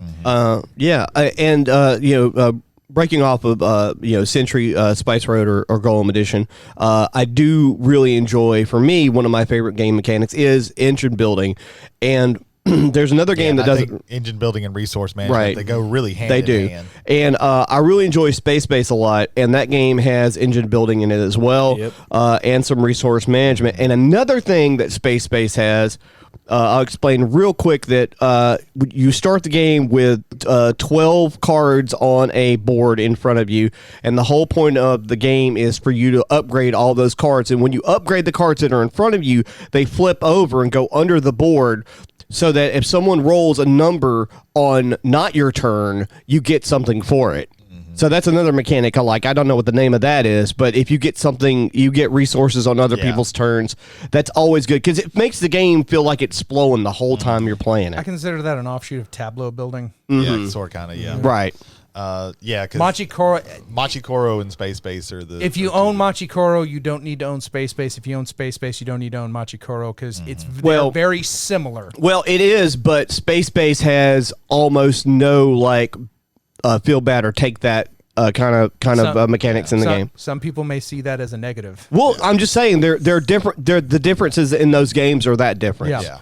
There is one game that we failed to mention that we played last week. We played a game of Wingspan. Yeah. Last Thursday. Resource management is all. Big in that because it's all. Well, it's 3 separate things. You have you have birds, which are represented by cards. You have eggs, and you have food. Yep. And the interaction of all 3 of those is how you get those things in order to basically pursue where you want that engine to go. That's also tableau building too. That is specifically tableau building. Yeah. Nicholas Krebs played last week, and he divides an engine so amazing that he can take the laid eggs action and both draw cards and gain foods while also laying all of his eggs. You're trying to get value. And placing cards underneath other cards, which gets you points. Yeah. Like just direct to points. Yeah, it's correct me if I'm wrong, but in certain spaces you can spend cards for food, and then on some certain spaces you can spend food for eggs, and then certain spaces you can spend eggs for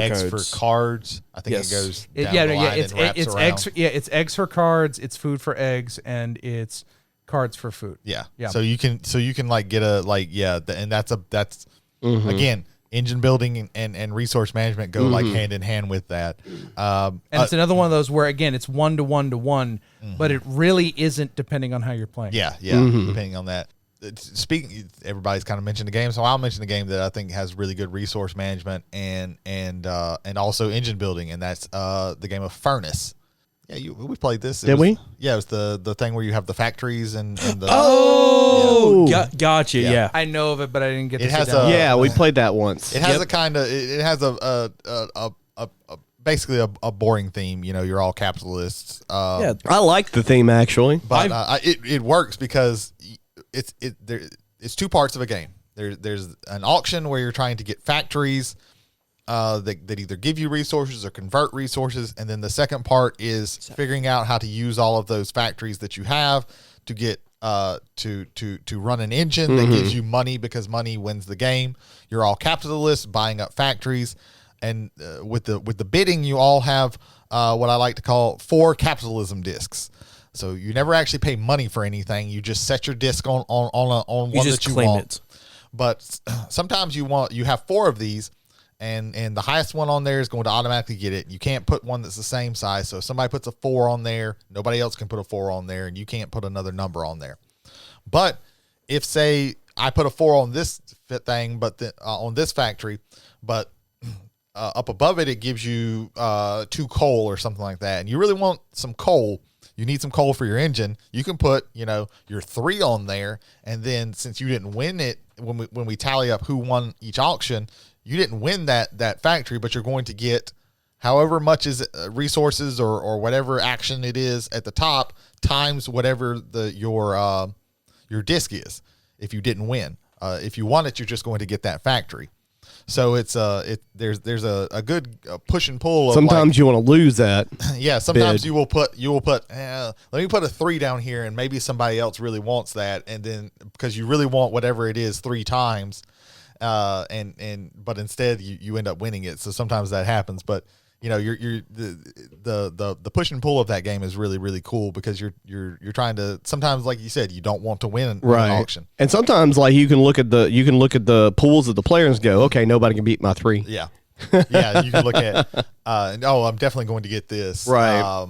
And sometimes, do I go on ahead and set my 4 down on something that I really want, but I don't necessarily, I maybe want to spend a lesser one on that, because maybe somebody, and then that second part is literally just figuring out which of your cards you're going to spend in what order to get you the most money on your turn.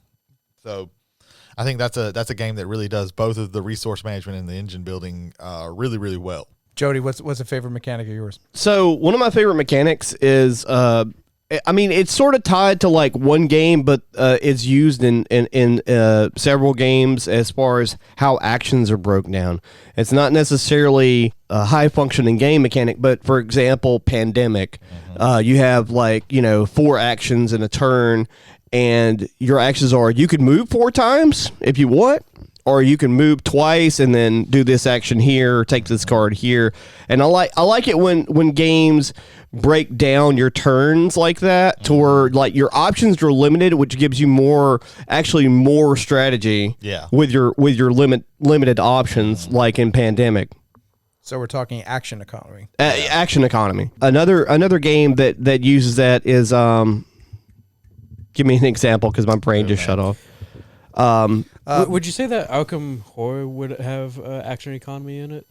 Yeah, because the way he was describing it is like you have fewer actions per players though. Right. Like, Pandemic, I think, has always been one of the best with 4 actions. Feels like a lot. Yeah. Until you start playing Pandemic. Right. Whereas 2 actions always doesn't feel like a whole lot of actions. Mm-hmm. Yeah. Another game that uses that is Alien Frontiers. Yeah. Right. Mm-hmm. So that's have you ever played that, Ethan? I've heard it's a great game. It's also a dice game. Sorry. Stop dying. Yeah. Don't die, please. You're not allowed to die yet. It's a dice game. Also, with action economy, I also enjoy games that introduce a luck factor, but you can mitigate that luck, like in Alien Encounters and in Lords of Vegas.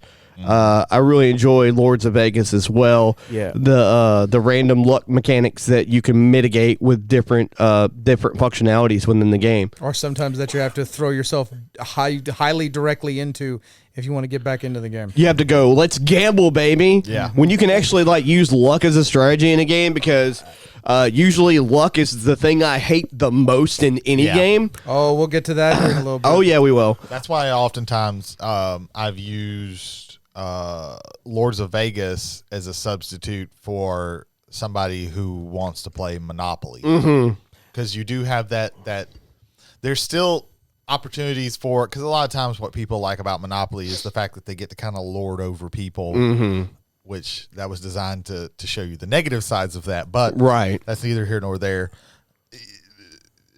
but there's still there is a little bit of luck and gambling.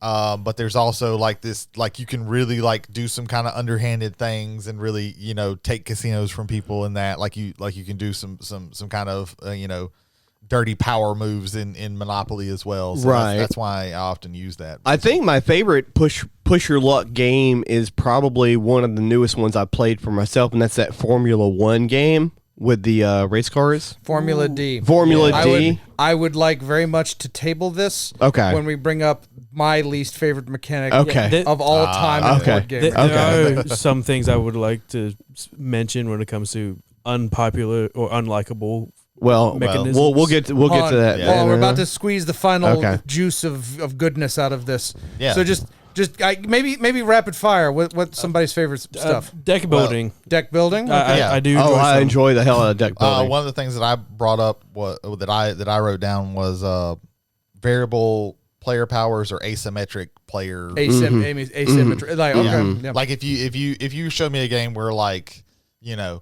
I'm gonna be different in some way, maybe a big way, maybe a small way. It could be something like Ankh, where it's just you have a different power. You're going to eventually get you have access to the same kind of powers, but your base starting power is very different, so it's going to change how you play. Or something like all the way up to say root, where I might use the same kind of resources that you use, but I do everything different than what this other person does. That's something that if I see that in a game, it really like draws me to it. I don't want to buy it because it's super expensive, but I've kind of wanted to try that. Merchant's Cove, because everybody plays a wildly different game. Like some people are doing a worker placement game. Some people are doing like a thing like in the game Potion Explosion, where you're like moving these orbs around and trying to collect sets of those. And some people are, doing, I think there's like a Tetranomino thing in there. But they're all doing wildly different things. I would very much like to play this game, but it's a super expensive game, and I don't want to buy it. Potion Explosion is one game I do want to play. Potion Explosion is a very, very good some other games that are especially the heavy ones. We played what was it? Arc Nova. Arc Nova. That game had 2 different score trackers on it. Yes. And it had a lot of different mechanics in it. But my favorite game, one of my favorite games is Gaia Project / Terra Mystica, because it involves 3 or 4 different game mechanics in it. Oh yeah. You have area movement, resource management, like all. My brain is fried right now, but it's been a while since it pretty much has every European scoring. All of that, settlement placements, and it's like 2 or 3 different separate score trackers for different things. Something that has that I really like is I don't know what the exact mechanic is called, but it's basically I'm taking something off of my board and putting it on the map, or I have a player board and I have something that I'm taking off and putting over here on the big board or whatever. And it's making my player board better. Scythe. Yeah, I was going to mention Scythe. Any game where you're going to give me usually at best a recessed player mat where I can fit all these little things in here, and they all have their little places, and I get to take this thing off and put this over here, and it makes my board so much better when I do something on here. And it usually like a game like Scythe that gives you like 2 reasons to do that. Like you need this resource, so you do this one action, which makes it easier to give you another resource later on. Yeah. For bigger games, simultaneous action. Twilight Imperium would not be as high on my list if it was completely turn-based. Because if you have a 6-player game of that and you're doing your thing, right, and he's doing his and he's doing his. If I do my thing and I have to wait 5 turns, I'm going to disconnect. That's another reason why Gaia Project / Terra Mystica is good, because everybody's taking their turn at the same time. Yeah, I remember that. It's been a very long time since I played. Because you have to sit there and think. Another mechanic that I really like that I think is not used near enough is the mechanic of I split, you choose. The one that I think of that I played the most is a game called New York Pizza. New York Pizza, yeah. You basically everybody has a turn where they have this stack of pizza slices and they're going to turn them over, and you want to collect sets of things. You also get money, get points for like having pepperonis on there, but you can also eat those for points. So it's basically like a set collection, but you have one person who randomly, puts out these 8 slices, and then you also have a special scoring thing on the side as the special of the day, and they get to split up. As the only rule that they have is however many players it is, that's how many choices there has to be. So you can split it up however you want, but then you're gonna choose last. So you can't. If you set things up as perfectly, this is exactly what I need and everything like this, and let me put this special over here on my thing, on the thing that I want, chances are somebody else is going to get that before you, and you're going to be stuck with one that you don't like. So you have to very much like think out, like, okay, maybe I make this thing that I don't like, maybe I add something over here to make this thing, enticing to him over there. But what I really want is these 2 pieces. So let me make sure that like I make these less attractive to this person. Castles of Mad King. Ludwig that's does my it. favorite version of that. They do that. It's an very auction, well. but the auction is set up by one player who sets the auction prices, and then everyone else bids, and then they get the pick of the last. Yeah. Speaking of bidding, and the person who sets up the auction gets all the money from all the other players. Right. So you can't price things too much. You can't outprice anybody, because then you're just not going to have any money for when it comes around for your turn to buy things. Another bidding game is Chinatown. Chinatown has great auction bidding as well, right? Like trading. Is that just trading, or it's just straight trading? It's just straight That's trading. just straight trading. Okay. Like you can turn the trades into bids, but to me that's more like it's pure negotiation. Right. What games use bidding, like or auctions? There's games. there's a decent amount.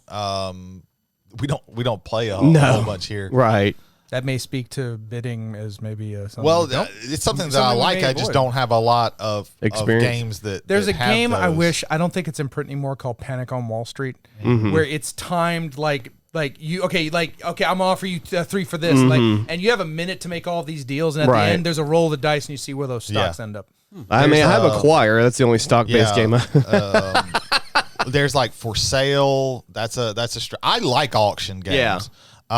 They sound fun to But the like point where Cyclades is an auction. Oh, I forgot about that. Yeah. With area control. I've never got a chance to play For Sale, but it's one of the more famous ones. There's like Modern Art is an auction game, and it like has like 5 different types of auctions. Auctions that's a mechanic that I like. I just don't have a lot of games. I will say, Acquire is a fun game until about halfway through, and then you're just like, I'm over this. Yeah, like it gets I like so. Acquire, but the end game of it is Acquire has more modern touches to it than you would think for a game that was in like I think late '60s. Yeah, it's an old for game. An old game, it is very. It has a lot of modern sensibilities. So yeah, does anybody else have any positive board game mechanics that they want to talk about? I think we are bereft of the juice of the good. Yeah, we have milked this cow for all it I want to has. let out negativity. So let us, play Trajan. Moving on, gentlemen. I think we've been a little bit too positive. So let's bring in some negativity. Let's bring in the hate. Roll and move. Roll and fucking move. Yeah. Yeah. God damn it. I kind of felt that I know it's Colonel Mustard. I know it's the fucking rope. Yeah. I know it's the conservatory. It is 3 squares away. I rolled snake eyes. You're in a wheelchair. You took the brakes out. You Crisco'd up the floor. You rolled a 12. How dare you? Yeah, How fucking dare you? That's one thing that fucks up Clue. Like Clue, otherwise of those like classic board games, it's really up there, right, as one of the best. But the roll and move aspect of it just destroys it. Yeah, I have to agree. Yeah, because the roll and move is a very bad mechanic. There are some games that I have played that I think do interesting things with it, or at least give you many way. Roll and move with no way to mitigate it is really bad. At least in Formula D, you have that shifter where you could Formula D is the exception, like the one exception. And I know. Well, there's also a Stefan Feld game called Merlin, which is basically a roll and move, but you have like a pool of dice, and you're spending and you get to choose which dice you have, and then you have different kinds of resources that let you change the die, maybe up one or down one, or you know, you can spend an apple that's a resource to let you just change it to whatever you want. And then there's also the Merlin. You have your own figure that you're moving around the board that can only go in one direction, but then you have the Merlin figure which can go in both directions, and everybody has a Merlin die. So there's tons of ways in that one to mitigate it, and it is kind of point salady. So there is that too. But I think that's another one that does it very, very well, because it's you get a lot of choice. But there again, you need to be able to mitigate it. Mm-hmm. There has to be some sort of power over it. Yes. Where fucking Sorry isn't roll and move. Sorry is card and move, but it effectively is the same thing. It's, you have a random movement. You have a random generator that is generating numbers for you, and fuck. And that if you game. don't get the exact number you need, you can't fucking play. Yeah, you can't. I'm one away from home. Oh, I drew a 2. I can't go. Yep. Oh, I drew, but I can go again. Oh, I drew an 8. That doesn't help me either. Yeah, I think flipping like having a deck of cards with the movement and flipping them over is actually worse than roll and move, because you do at least have some true randomness. Whereas there is a lot of there's randomness in a shuffled deck, but then there's also like only like so much like randomness in that. If it makes like the randomness gets less and less as the deck gets smaller, so like there can be a chance where there's not a 1 left in that deck, so there's no way that you can get you have to keep going till it reshuffles. Yeah. And Sorry also has another mechanic that I fucking hate. Take that. Oh, yeah. I fucking hate Take That. I hate Munchkin. Munchkin is my most hated game of all time. Munchkin is Take That can be a little bit of Take That here and there can help with player interaction, because sometimes it makes a game that would not be interactive actually interactive. But when a game is just only Take That, like that can be a very big problem. Munchkin is terrible because all you do is the game I'm the Boss is the worst of that. Okay. So I've never played that one. Okay, so go ahead. Okay, so let's set up. So I'm the boss. Let's say no one's really the boss. So let's say so Brady and Jody, they're negotiating. It's like, I'll give you this for this. I'll give you this for this money. They're finally ready to. Okay, we're good. Ethan jumps in with, nope, I'm the boss. Now your deal's canceled, and you have to deal only with Ethan, and he's offering you less than anything else, and it's a nightmare. That sounds I see your fucking awful. eyes just fucking sound locked very, in very bad. 100% that no. seems very bad. Yeah. I'm the boss. Take That for me is, forgive me, take it or leave it. Right. Yeah. There are some games, like Brady said, there are some games where if you didn't have that, one person would get out ahead. If and they it's just part wouldn't of stop. other mechanics and it works, it's okay. But if it's like pretty much the sole mechanic of the Munchkin game, is basically just Take That the game. Like, then no. everybody builds up their stuff until somebody can almost win, and then everybody plays a whole bunch of shit onto this person to make them not be anywhere near winning again, and then somebody else does it again, and then you just keep going until everybody has spent all. And then of also in Munchkin, you have assholes that just want to fucking do it. Let me just blow this shit up. It's the worst impulses of people. That's the problem with any game that has Take That in it, is that some people are the Joker. They just want to watch the world burn. They just like, ha ha. It's like, oh, you want to do that, ha ha, and you're in negative last place. Yeah. You're in worse than last place. Why are you doing this? Another mechanic I want to mention was brought up recently recently months ago when Jay mentioned it to me, and that is any game where there are constant setbacks, no matter what happens, and that is the Jurassic Park version of Monopoly. Jay, please explain. No. So Monopoly's already roll and move. So already we're deep in the realm of shit. So Jurassic Park Monopoly. So okay, you cross go, you get $200. Hang on, hit this Jurassic Park gate, and if it goes da da da da da da da da da da da, you get your $200. If a fucking dinosaur wails out, you get nothing. Maybe you get half, but even then, you're playing the regular game, and the game is literally taking things away from you. That's not the worst randomly. That's not the worst of the game. It's not. I left that one for you, sir. Go for it. Go ahead, Ethan. There was a mechanic in the game. If you get hit by the Tyrannosaurus, you move and you roll your movement. You move half. How do you get hit by the Tyrannosaurus? It walks. The Tyrannosaurus has its own movement. Oh, so there's like the game has its own quote unquote like player token. Yeah. Also, the T-Rex destroys your properties, and you have to repair them. Mm-hmm. There is an expansion in Talisman. I'll tell you about after he finishes explaining this. But Go ahead. there was one time I was playing the game. I get hit by the Tyrannosaurus. I rolled my dice. I moved half my movement. Guess what? The same fucking turn, the Tyrannosaurus hit me again. Another half movement. I get ahead of the Tyrannosaurus. It moves ahead of me, hits me again. I also lose money whenever the Tyrannosaurus hits me. It is not a fun game. There is an expansion. Ethan is so mad he's pounding the table, ladies and gentlemen. Yeah, that's the... You're checking your bingo card. I am. You are checking your bingo card. That is I Did saw you it put somewhere. Angry Ethan I on there? honestly, I think no, it's Ethan think it's, corrects everywhere. So no, I think nothing. Ethan goes mad crazy, maybe? That- No, that's that's not no, mad crazy. that's not. That's not mad quite crazy. there. So It's not in quite Talisman, I am host. It is my host. That is true. mad crazy. This is true.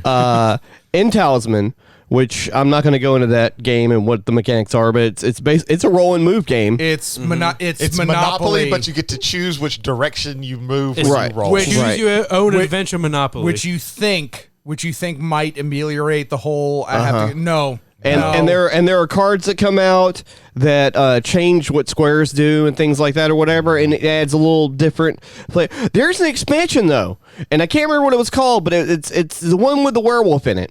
And let me tell you what it does, in case you haven't played that version of the game. There's a day and night cycle that happens that's added to the board game. It happens randomly. When nighttime happens, the werewolf comes out. If you either land on the werewolf space or the werewolf crosses your space or lands on your space, you have to fight it. If you beat the werewolf and use resources to beat the werewolf, nothing happens. If you lose all of your shit. You lose all of your items. Fuck that. All it does is make a game that takes forever take even longer. In Talisman, if you die, you get to pick another character. I don't. If I ever sit down with people because they really want to play the game and I die, I'm done. I want to say that was in the Woods expansion. I think that is the Woods expansion. Probably. Sure. There was, I will say this, whether you hate the franchise or not, the Kingdom Hearts version of that game is probably the best version of that game because they've mitigated a lot of bullshit that happens in the game. Everything you just said made me sick. I know it did. Yeah. Kingdom Hearts Talisman. The Kingdom Hearts version of Talisman actually is the best version of that terrible game. Yeah. Which is like stage 1 cancer is the best cancer to get. Yeah. Yeah. I mean, it is. Any game it's with morbid as fuck, but yeah. any game with like randomness for randomness sake with no mitigation is maybe can be a fun game for a little while, Right. but it needs to be a 15-minute In game. Talisman, you spend 3 hours to get to the center of the map, and then when you get to the center of the map, then you have to randomly roll to try and kill the other players before they get to the center of the map. In Kingdom Hearts, you get to the center of the map, you win. That's Well, it. that's it. There's Yeah, they at least cut that. They cut an extra 20 minutes out of the game. Well, Yeah, because there's you at have least to that. hope that you're rolling dice right to, make just win. And it's like you've already won. It's not like Usain Bolt crosses the finish line and then also has to be able to do 3 like tilt-a-whirl back. They have armors in the game that you could acquire that help you fight other enemies until a player gets to the center of the board because half of the equipment does not protect you against the whatever the ultimate cup thing is or whatever it is. Yeah, it's the Grail. Yeah, It's the Grail. this does not protect you against the Grail. Fuck off, game. I've never played I've only played Talisman once, and we eventually got to a point where we were like 2 hours in. It's just Yeah. like, this is not fun. Just I don't wanna getting play to this the anymore. second ring is It's- heartbreak enough. Yeah. Fucking ridiculously hard for no reason. I will regularly have like a board game night at my house with all my siblings coming over. And I don't know if this is like a mechanism, but I call this the king situation, where it's like we will sit down for a board game and it will get to the point where it's like, okay, so one person is ahead, is starting to get in the lead. They're trying to close out the game. Let's all just gang up on him because we don't want the game to end. I mean, that's in a lot of games. Yeah. It's not really in certain game. It's just the way the group Players. comes Yeah. together. Yes, about it. But sometimes it's all weaponized as a mechanic. Like Yeah. I'll call it though. I like because I was going to bring this up. I call it catch up. The catch up mechanics done poorly are the blue shell from fucking Mario Kart. Right. I will give an example. The blue shell from Mario Kart. And I hate to rag on her, but Bianca's favorite game. Queen Bee has been mentioned. Get that on the bingo card. Get that on the bingo card. All right, good. Bianca, one of Bianca's favorite recent games is Trailer Park Wars, and it is a game where you're at war with other people's trailer parks, and you win the game by collecting the most plastic lawn flamingos. Pink flamingos, yes. Yeah. And it got to the point where I had a substantial amount of flamingos. My sister, my cousin, and I want Bianca, that on a T-shirt. I had a substantial amount of flamingos. There's our second. Okay, right. We got Ethan Bingo Second shirt. and They all see me, and I have all my assets, my accessories, my people who live in my trailers, and they're like, hey, they made some kind of secret agreement with their eye movements, and they're like, hey, let's fuck his world over there, and I get hit with all the sewer rats, sewer alligators, sewer aliens, everything. I had negative flamingos. Are all the bad things from the sewer? The majority, yes. Okay. I had a few UFO invasions in the night. From the sewers. This podcast segment has been brought to you by the negative things Ethan's experienced during board gaming. But it becomes a lot of the things that we hate here is we've That's very true. That's very true. I'm just giving This you a be a hard bad time. luck Ethan story. Yes, bad luck Ethan stories. Put that on the thing. Got it. Put that on the thing. Got it. And it gets to the point where this traverses a large majority of board games. Like, Two away from bingo. I'm excited. should I just not talk so that way they can't participate? We win either way. Yeah. So Hey, Ethan, is 2 + 2 5? No. Okay, he corrected me. Ethan corrects Jay. Get that one I out have there. the other one. Shit. No, it's on there. It's on there. No, but okay, yeah. It's somewhere on there. Like There you what go. Jay said, catch-up mechanics, king-making situations, the king situation, it's all bullshit. I despise people who are kingmakers. It's one of my pet peeves. I try very hard to not do that. Sometimes in a game, the way it works is you accidentally do it. But I really don't like people who are like, I'm not gonna win, so I'm gonna feel good because I decide who the winner is. Yeah. I really really hate that.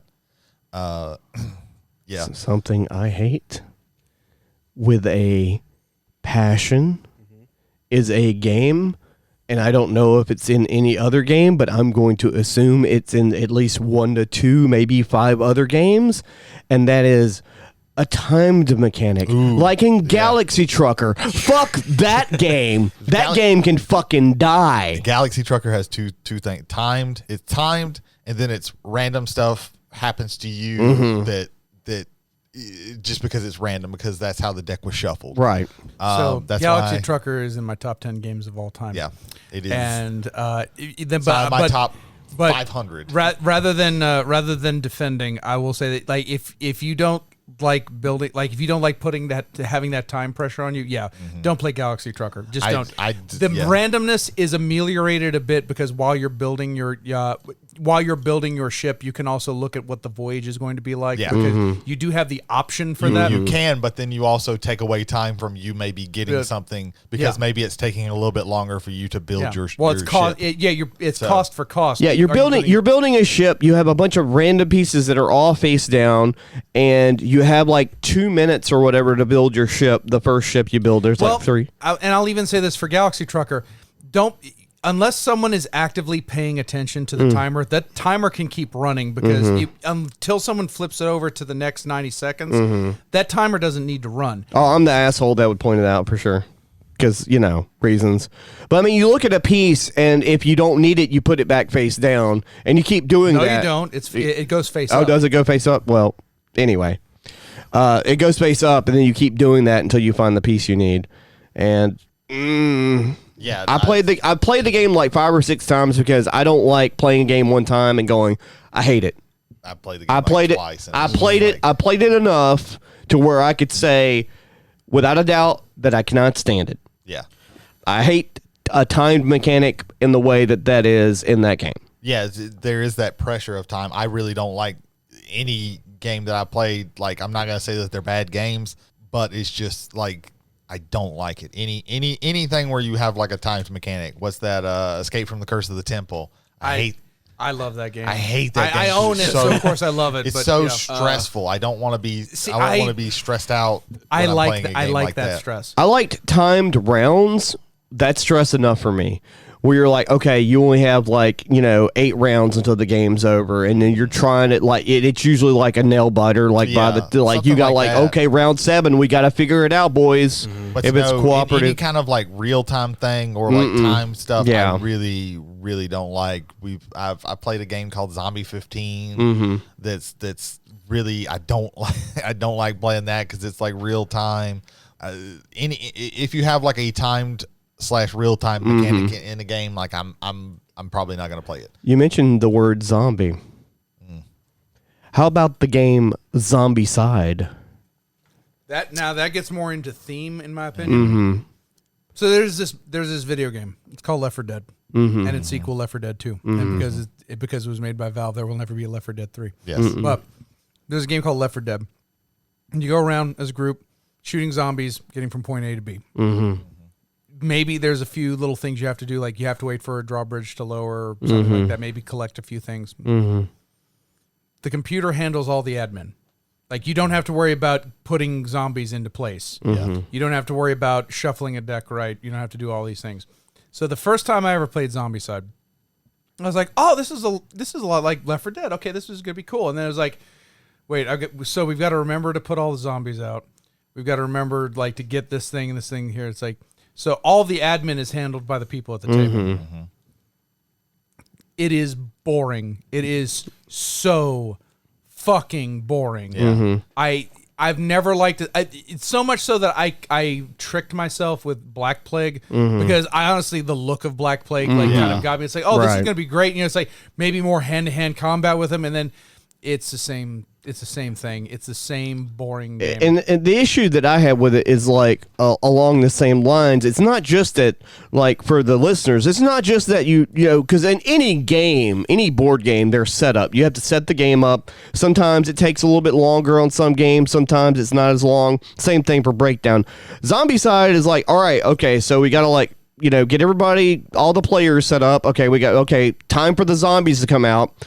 All right, we spent like an hour killing these zombies. All right, now it's time for more zombies to come out, so we got to wait like 10 minutes while we set up all the other zombies. All right, you kill those zombies. Okay, wave 3 is coming. It's just never fucking stops. Yeah, I mean the game setup never fucking stops. It's a constant. I'm gonna go back in time. So this is not our first attempt at multimedia, at least with as far as groups of friends. We had a group once. And for YouTube, we recorded a series of games of Zombicide. This is where I learned to hate Like, I didn't like Zombicide. Right. I didn't 100% hate it. But then we started filming Zombicide and, like, looking it back. And our mistake in that was that we didn't edit the videos. So you see the full-on playthroughs. So you see all the setup. So all the setup. But now all the setup, it's all the... Okay, Brady, I'm going to be here. Do you think you can go here and do this? And then Jody, like, maybe you can do this. And all talking that. Out things. And the talking out things. And what eventually amounted to 30 minutes of actual interaction with the game and an hour and a half of us talking out what was going on with the thing. That is nightmarishly boring. Right. Like, if it was something where it was... like, that to me is where, like, time mechanics... I also didn't like Zombie 15, but at least for Zombie 15, because there was a time, it was time sensitive, we always have to be mindful of the fact that zombies can be showing up at any minute. It's not that, okay, they show up and then we don't have to do anything until, it's our turns to act. Whereas, like, Zombicide is just, you have that time to think it out. And to me, that takes away a lot of the tenseness that you should have in that game. I can see that. Like...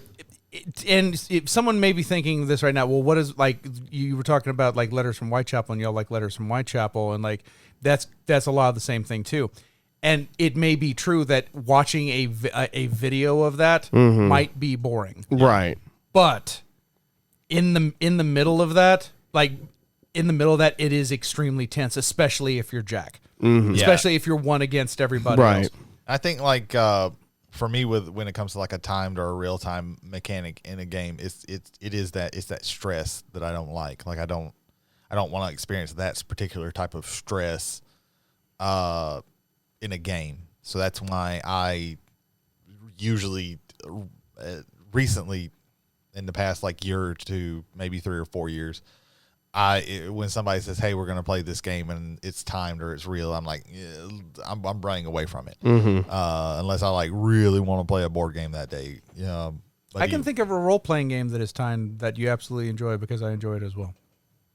Are you talking about Alice is Missing? Yes. Well, yeah. Well, that one has Like You're not feeling it's off the field too because we're talking about Yeah. role playing games here. But I will say that, but again, it knowing that countdown is leading to something Yeah. you're not sure what.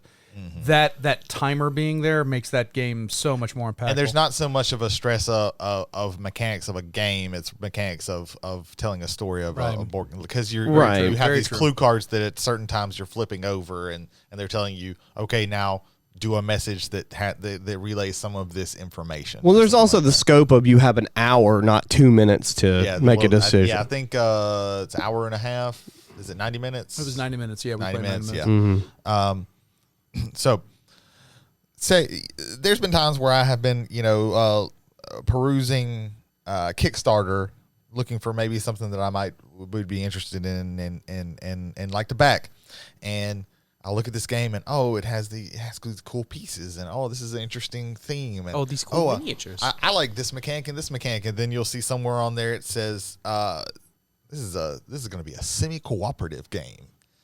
And that makes me side-eye it, and because to me, for the most part, there are maybe some exceptions out there here and there. To me, semi-co-op doesn't work, and it usually makes a game less fun.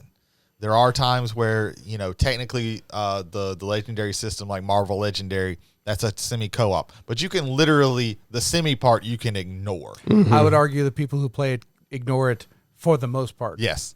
You might, whenever I have played that game, we're like, I had this many points in this part. Well, I had this many points, and it's like, that's cool. Right. I can't tell. I can tell you if we beat this boss, this mastermind, but I can't tell you any game. I can tell you specific games where like we either almost beat or we beat this guy, but I can't tell you like the point totals or anything like that. Even playing, I play that game solo a lot. I don't even like count points in that. I'm just, can I beat this mastermind? That's the most important thing. I don't think that's a mechanic that really works all that well. I agree. I agree. all. I think it works. I think it works in Unfathomable because it's a cooperative game up until a certain point. Yeah. Well, that you have like a trader. There's a hidden role. There's a hidden there's a hidden role, and it might be at the beginning of the game and it might be in the middle of the game. But, there's a possibility. However, there is a game that is, quote unquote, semi co-op that fucking blows, and that's Betrayal. At the house on the hill. Yeah. Yeah, Betrayal at the House on the Hill. I have a little soft spot with Betrayal, but I understand where you come from when it comes How to many that. times have you played the game? I've played it I know good you few and I have times. played it at least twice. Yeah. Like I will say, I'm going to say this: Betrayal at House on the Hill is an activity. Yeah. It is not a game. And Yeah. if you lord over anybody your wins in Betrayal, congratulations on Right. your good luck. Right. Because that game can swing any which way. There are so many can- factors. I enjoy the stories that come out Right. of that game. You can Right. hit And the they're fun trader stories. right off the very first Omen roll. You just could. You could, and Oh, it actually screws the trader most of the time. We got the top floor first roll Omen where the house destroyed and everybody died because nobody could get back to the foyer in time. Oh wow. That sucks. I have seen that like the third edition of it. I've heard that it still has a lot of problems, but like the way the omens happen now, it changes it to where you can't have an omen for like the first like 2 or 3 omen rolls. Like it takes a little while before you actually can get an omen roll. See, I dig that. I other than that one game that had never been a problem for me. Well, but in that rule set, it is possible. Sometimes, well, because it's game wise, it's functionally broken. Because sometimes, like, you will get an absolutely broken scenario, and sometimes you will get a great story, and it's really kind of a roll of the dice. And I think sometimes you get some of the best stories. Yeah. The funniest stories come from when the game breaks. Sometimes, like it just it's just weird. Like one time, me and a bunch of friends, we got the Elder God scenario where like the trader's got to take the book to the chapel, and he's got to pray in the chapel for 3 days, and then an Elder God breaks out. And the only way to win the game is to burn the book. So when he does that, the Elder God consumes the player's characters. Now it's just the Elder God. So he starts moving down the hallway to where I am. So I just moved to him, grabbed the book, jumped down in the collapse room right to the furnace, throw the thing in the fire, and we win. Like, that's funny. Now, that's a funny story. Now, I will say that I've played the game about a dozen or so times, and out of that there's been at least 3 or 4 real fun experiences. Because again, like you said, it's an activity.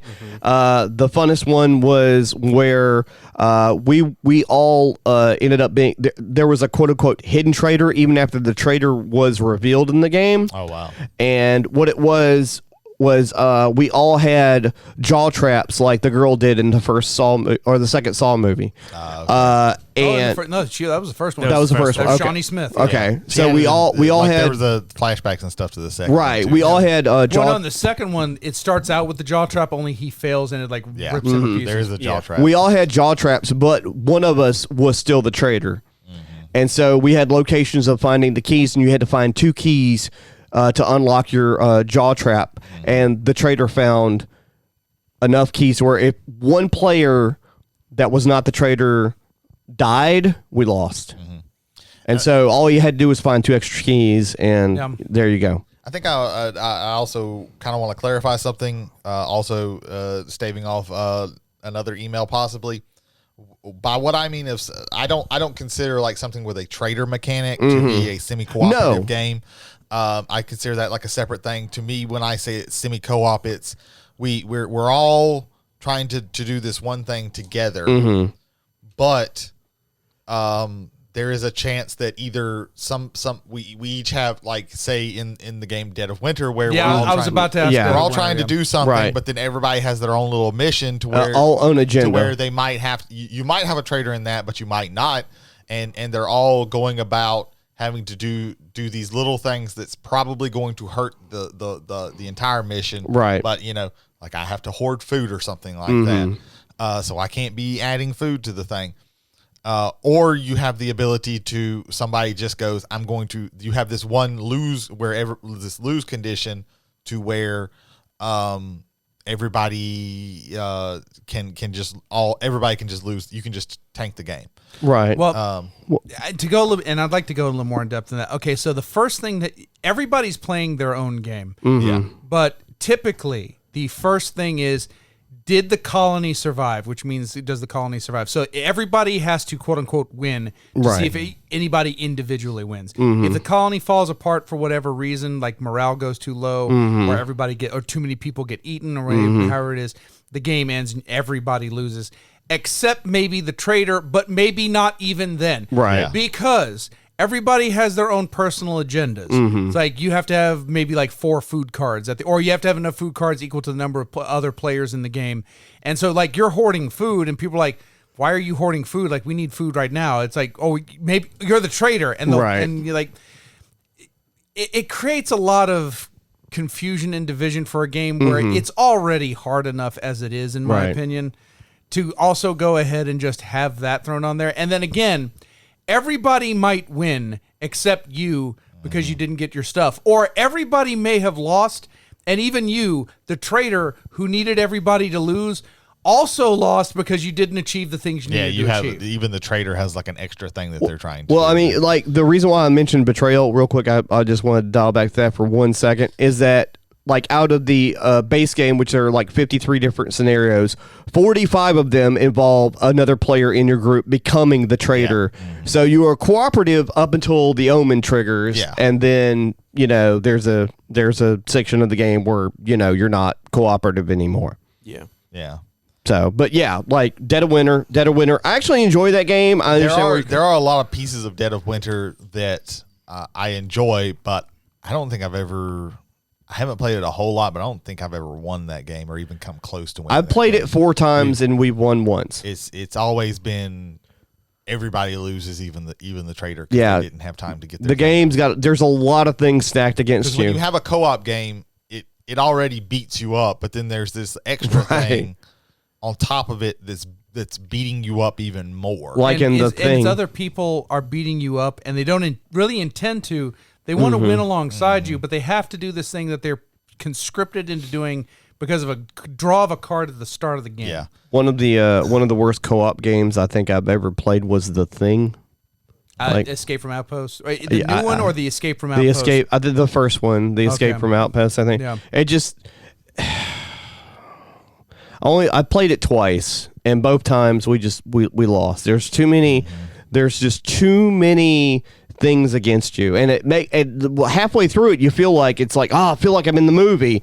Yep, you sure do. Because guess what happens at the end of that? Yeah, everybody lost. Dies. Yeah, everyone's dead. So there's another version of the thing called Who Goes There. This is the first edition of it. I think they've done a second edition. So I will not speak on that. However, I will say this: if you are the thing in that game, the best thing to do is the same thing you would have done if you were a player. Oh, yeah. Which is make sure everything succeeds, make sure you get to the point where the helicopter is, and then try to get on the helicopter. Well, yeah, because everything you've done for what could be an hour to 2 hour game comes down to a single die roll. Right.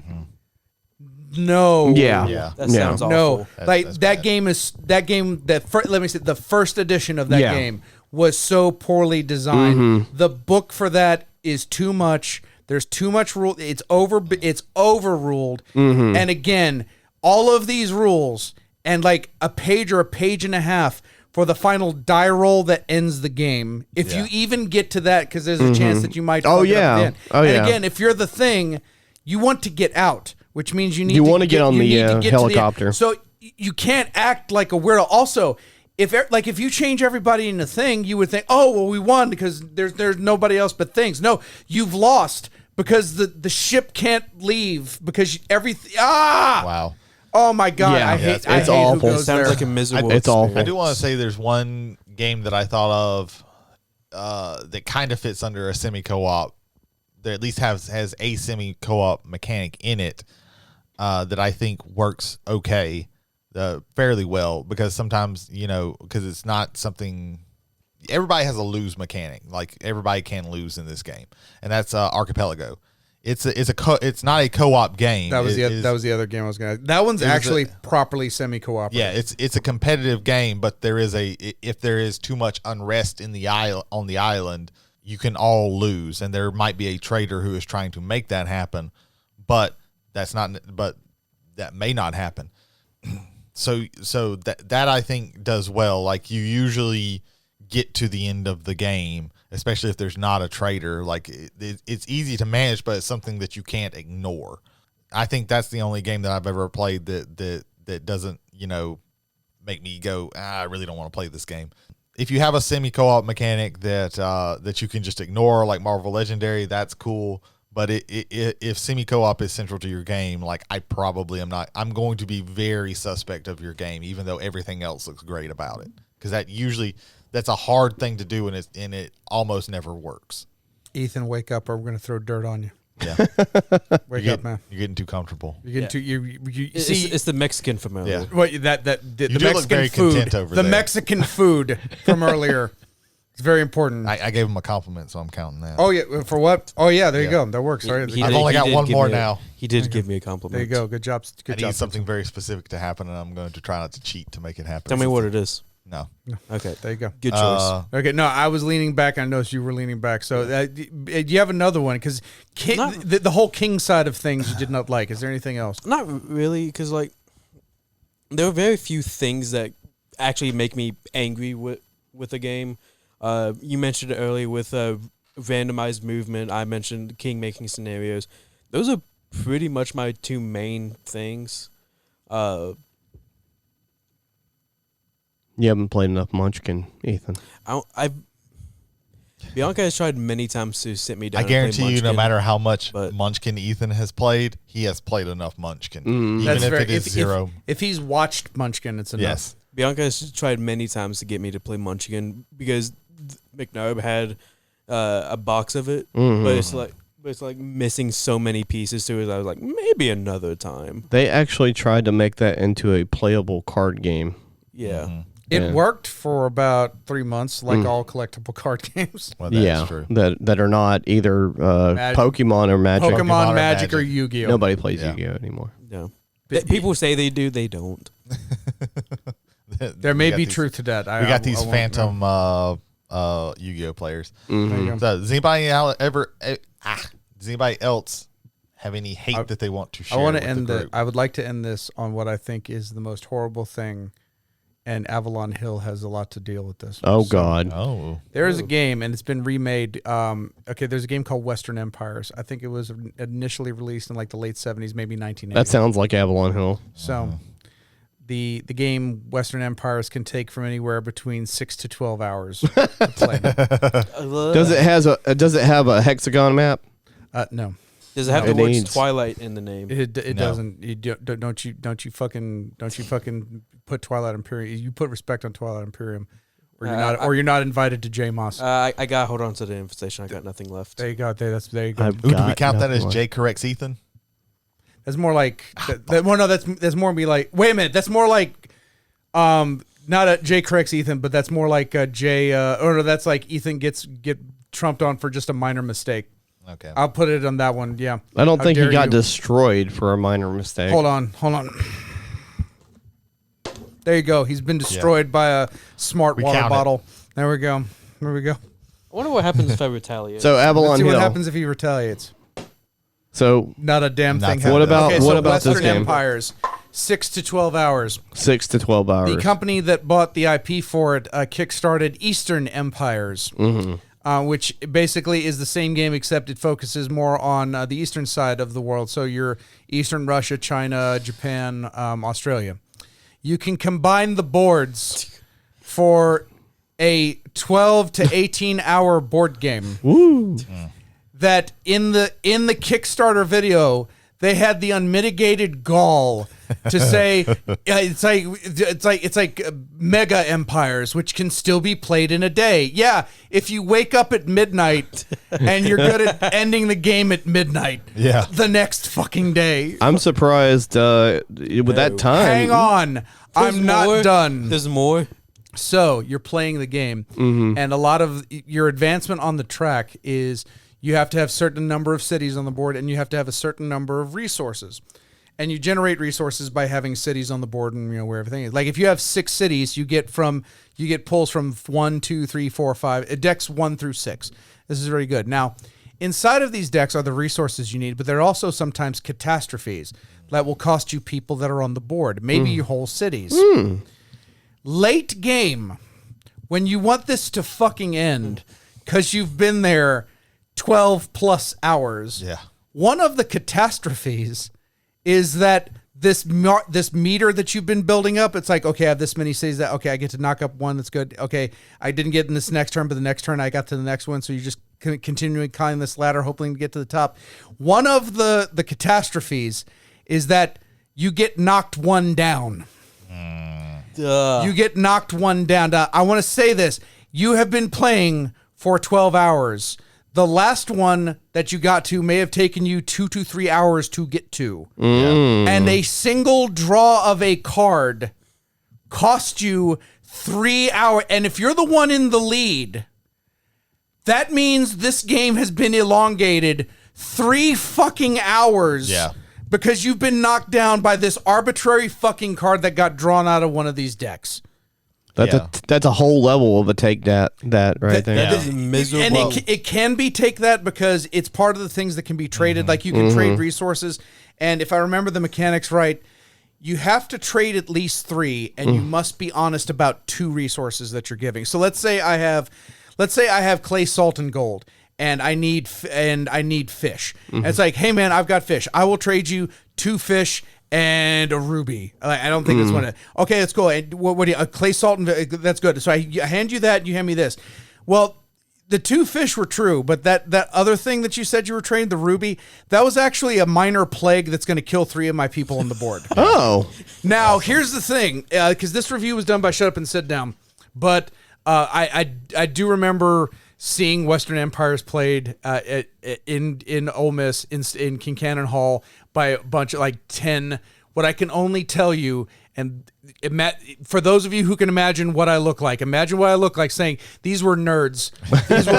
These were full on fucking doctorates in mathematics nerds. These are like military history majors. Military history with a minor in advanced mathematics. It was just fucking A. And it's like these guys are playing this thing. I'm like, oh, that's cool. And I went out and I met a girl. And so anyway, that was you won ultimately. I did that entire story was apocryphal. It's funny. Also, just mentioning the fact that it's a '70s Avalon Hill game that's not hexagonal. You know, I mean that almost every game. I will say this: the original printing may have been hexagonal, but the more recent versions, it's like the actual nations and areas. They had a hard on for hexes. But if you're playing if you're playing any 12-hour game and the entire progress of the game can be shunted back by 1 card. That's a 12-hour game of sorry there. Random games that just random things that happen in a game that just smack you down are setback. But to me, that's setbacks. Setback mechanics. To me, that is a combo of all the things that we've been talking about. Yeah. Randomness. We didn't mention long games that don't have to be long. Twilight Imperium has to be long, like just by the epicness of it. I think Archipelago it has a long form game. Well, Twilight Imperium has like anything bad that can happen to you in this game. Like there was like some discussion or you made a bad play or you got unlucky or you took a you took a gamble. And sometimes you think because when it comes to fighting there's the luck of the dice sometimes. But even then, like you usually have a chance to like retreat and do things unless you get completely wiped out. But most of the time, like it's either you couldn't say like a law comes out that's gonna fuck you over. Like you could possibly sway other people, or maybe you even have the resources to where you can just decide it or whatever. It's not anything bad that happens in that game is the cause of somebody who is playing the game. It's not like in Talisman where you randomly roll when you hit a corner on the map and turn into a frog and drop all of your gear to be picked up by another fucking player. But Talisman can be done in 3 hours. Again, this took 3 hours of an already 12-hour game and erased them. Yes. So again, that's even worse. Hold on, randomness, bullshit catch-up mechanics. Right. Fucking like being lied to in a negotiation that fucking hard. Like that. I think about that right now, and I'm laying back right now in our new comfortable chairs because if I were sitting up right now, I'd be banging my head against my computer. And I'm not even trying to play the game on the computer right now. Right. That is to me the worst combination of just bullshit. So many bad mechanics. I hate setback mechanics. I think that's one of the worst things you could ever put into a game. Yeah, that is an anti-fun mechanic. Let me ask this question to kind of round it out. So, would we agree that gross randomization is one of the hallmarks of bad mechanics? Yes. Yes. Would we agree that giving the player as much agency as possible is a hallmark of good mechanics? Yes. I would agree. Yes, but at the same time, part of me also likes that randomness. I'm not saying, again, I use the term gross randomness, like randomness for the sake of randomness. Yeah. I think a lot of what Betrayal to me makes it an activity is the fact that game is completely random. Yes. at least in its first and second editions. Third edition may have fixed that. So again, can't speak to that. But Like, for example, a good randomness mechanic would be in Wingspan, so that like when there's too many of the same kind of token representation in the bird feeder, you can re-roll the dice, right? I mean, it's luck. If the dice in the feeder, if all of the faces in the feeder match, you can take all dice for the feeder and re-roll all of them. But everything's got to match. So if there's something you don't have, but it's all the same face, you can go ahead and take that action and hope that everything comes up good. That's mitigation. That's the mitigation of the randomness. It is still random, but it is not so grossly random that. Like, okay, you throw them all in there, and like you at least have 5 options, which I think is a good enough number for that. Well, a version of good randomness that we don't that we haven't talked too much about is any kind of usually collectible card game or anything like that where you have a pool of cards that you can build a deck with. There is randomness because you are shuffling a deck, and there's randomness in that, but there's mitigation in like how many of this copy of a card do I put in, or how do I put things in that let me draw extra cards and things like that. So there's a lot of ways. Redundancy. There's a lot of redundancy. You can build up redundancy, or you can build up things that's gonna let you draw more cards or do different things. And normally redundancy is bad, but not in game mechanics. Sometimes it can be very important. Whenever you mention all that, the 2 things that immediately like pop into my mind is DC Deck Builder and any like collectible card game like Magic, Pokemon, Yu-Gi-Oh, which no one plays according to you.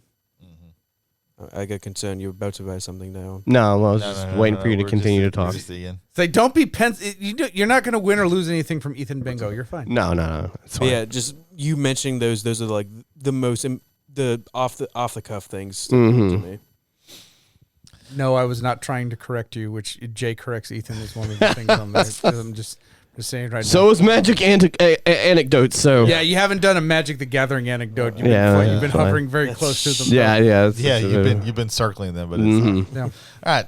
So I think this has been a pretty solid discussion of what games work, what's not. I've enjoyed what it. Game mechanics or mechanisms work, what doesn't work, or what we hate. Some of the things we've talked about, things that we like or don't like, other people feel the opposite about. But that's the good thing about board games board games and card games is that there is a wide variety of different mechanisms and different things that make up a game. So it's very easy to find things. If you love Munchkin and getting shit on while you're playing a game, I mean that's your entire experience is different from everybody else's. I'm highly concerned that the way that sentence came out.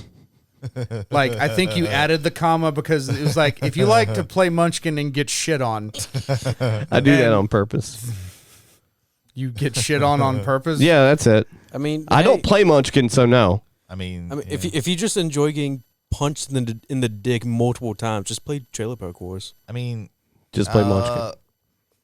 We don't kink shame here on Travelers on the Omnibus, so whatever gets you goat and doesn't hurt anybody else. No, I'll kink shame. If you get off playing Trailer Park Wars and getting punched in the dick, seek medical attention. I mean, what you do in the privacy of your own home is getting your own punched business, in the dick and playing Trailer Park Wars is called flamingoing. Oh, John Waters is into that. Yeah. Yes. Yeah. Oof. I don't like the way you were saying "yeah" there, Brady. Yeah. So now that somebody mentioning John Waters is one of our secret things to show us that the bus is rolling into the station. Well, we did mention shit and pink flamingos within 2 minutes time. So we are obligated. Here's to Lieutenant Brady of the Omnibus Corps for getting us safely home. Yeah. So. Jay, pick somebody and tell us. Pick one of our friends and tell us about them. Azteca's restaurant in Goshen, Mississippi, provides some of the finest Mexican cooking that I've ever had. I had their carne asada last week, and I had it asked for medium rare. And by God, they cooked that shit to medium rare. They roasted a poblano pepper. It was delicious. Frijoles, a.k.a. beans, or if you don't know what a.k.a. means, aca beans. And it was fucking gorgeous. And so Aztecas... Jody, we have a 2.5 hour session so far. Please, for God's sakes, tell us one of our friends. No, seriously, go to Azteca's restaurant in Goshen, Okay, Mississippi.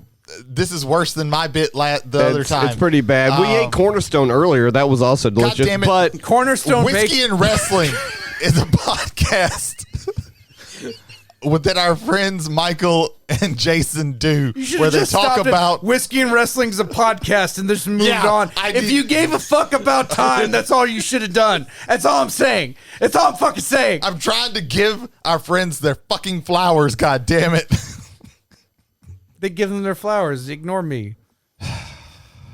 Whiskey and Wrestling is a podcast. Spasmorains.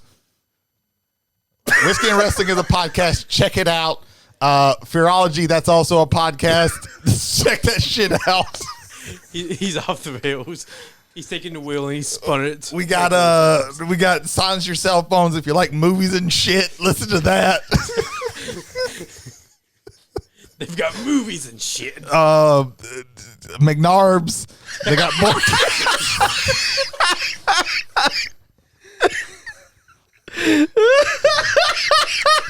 I feel like next week is going to be a Brady bingo. Water is shooting out of my eyes.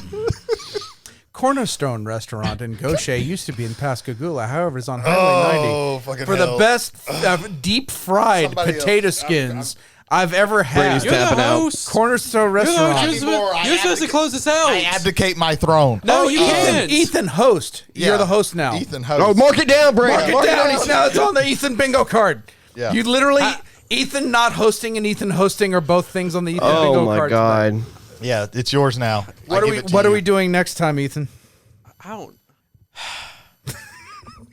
All I know is someone's hosting next time. What is the topic? The topic. The topic. It's been 2.5 hours. I'm so fucking tired. We're doing American Cryptids. We got a friend that might be there. Ethan just went mad crazy. Get that shit fucking marked down. God damn it. I'm still like Bob Shinedown. I'm still so many away on every one of these. Say something. Say something wrong. American Cryptids will be on our let me next say episode. something wrong. 2 + 2 is 5. Correct me. It's not on there. I dare you to correct me.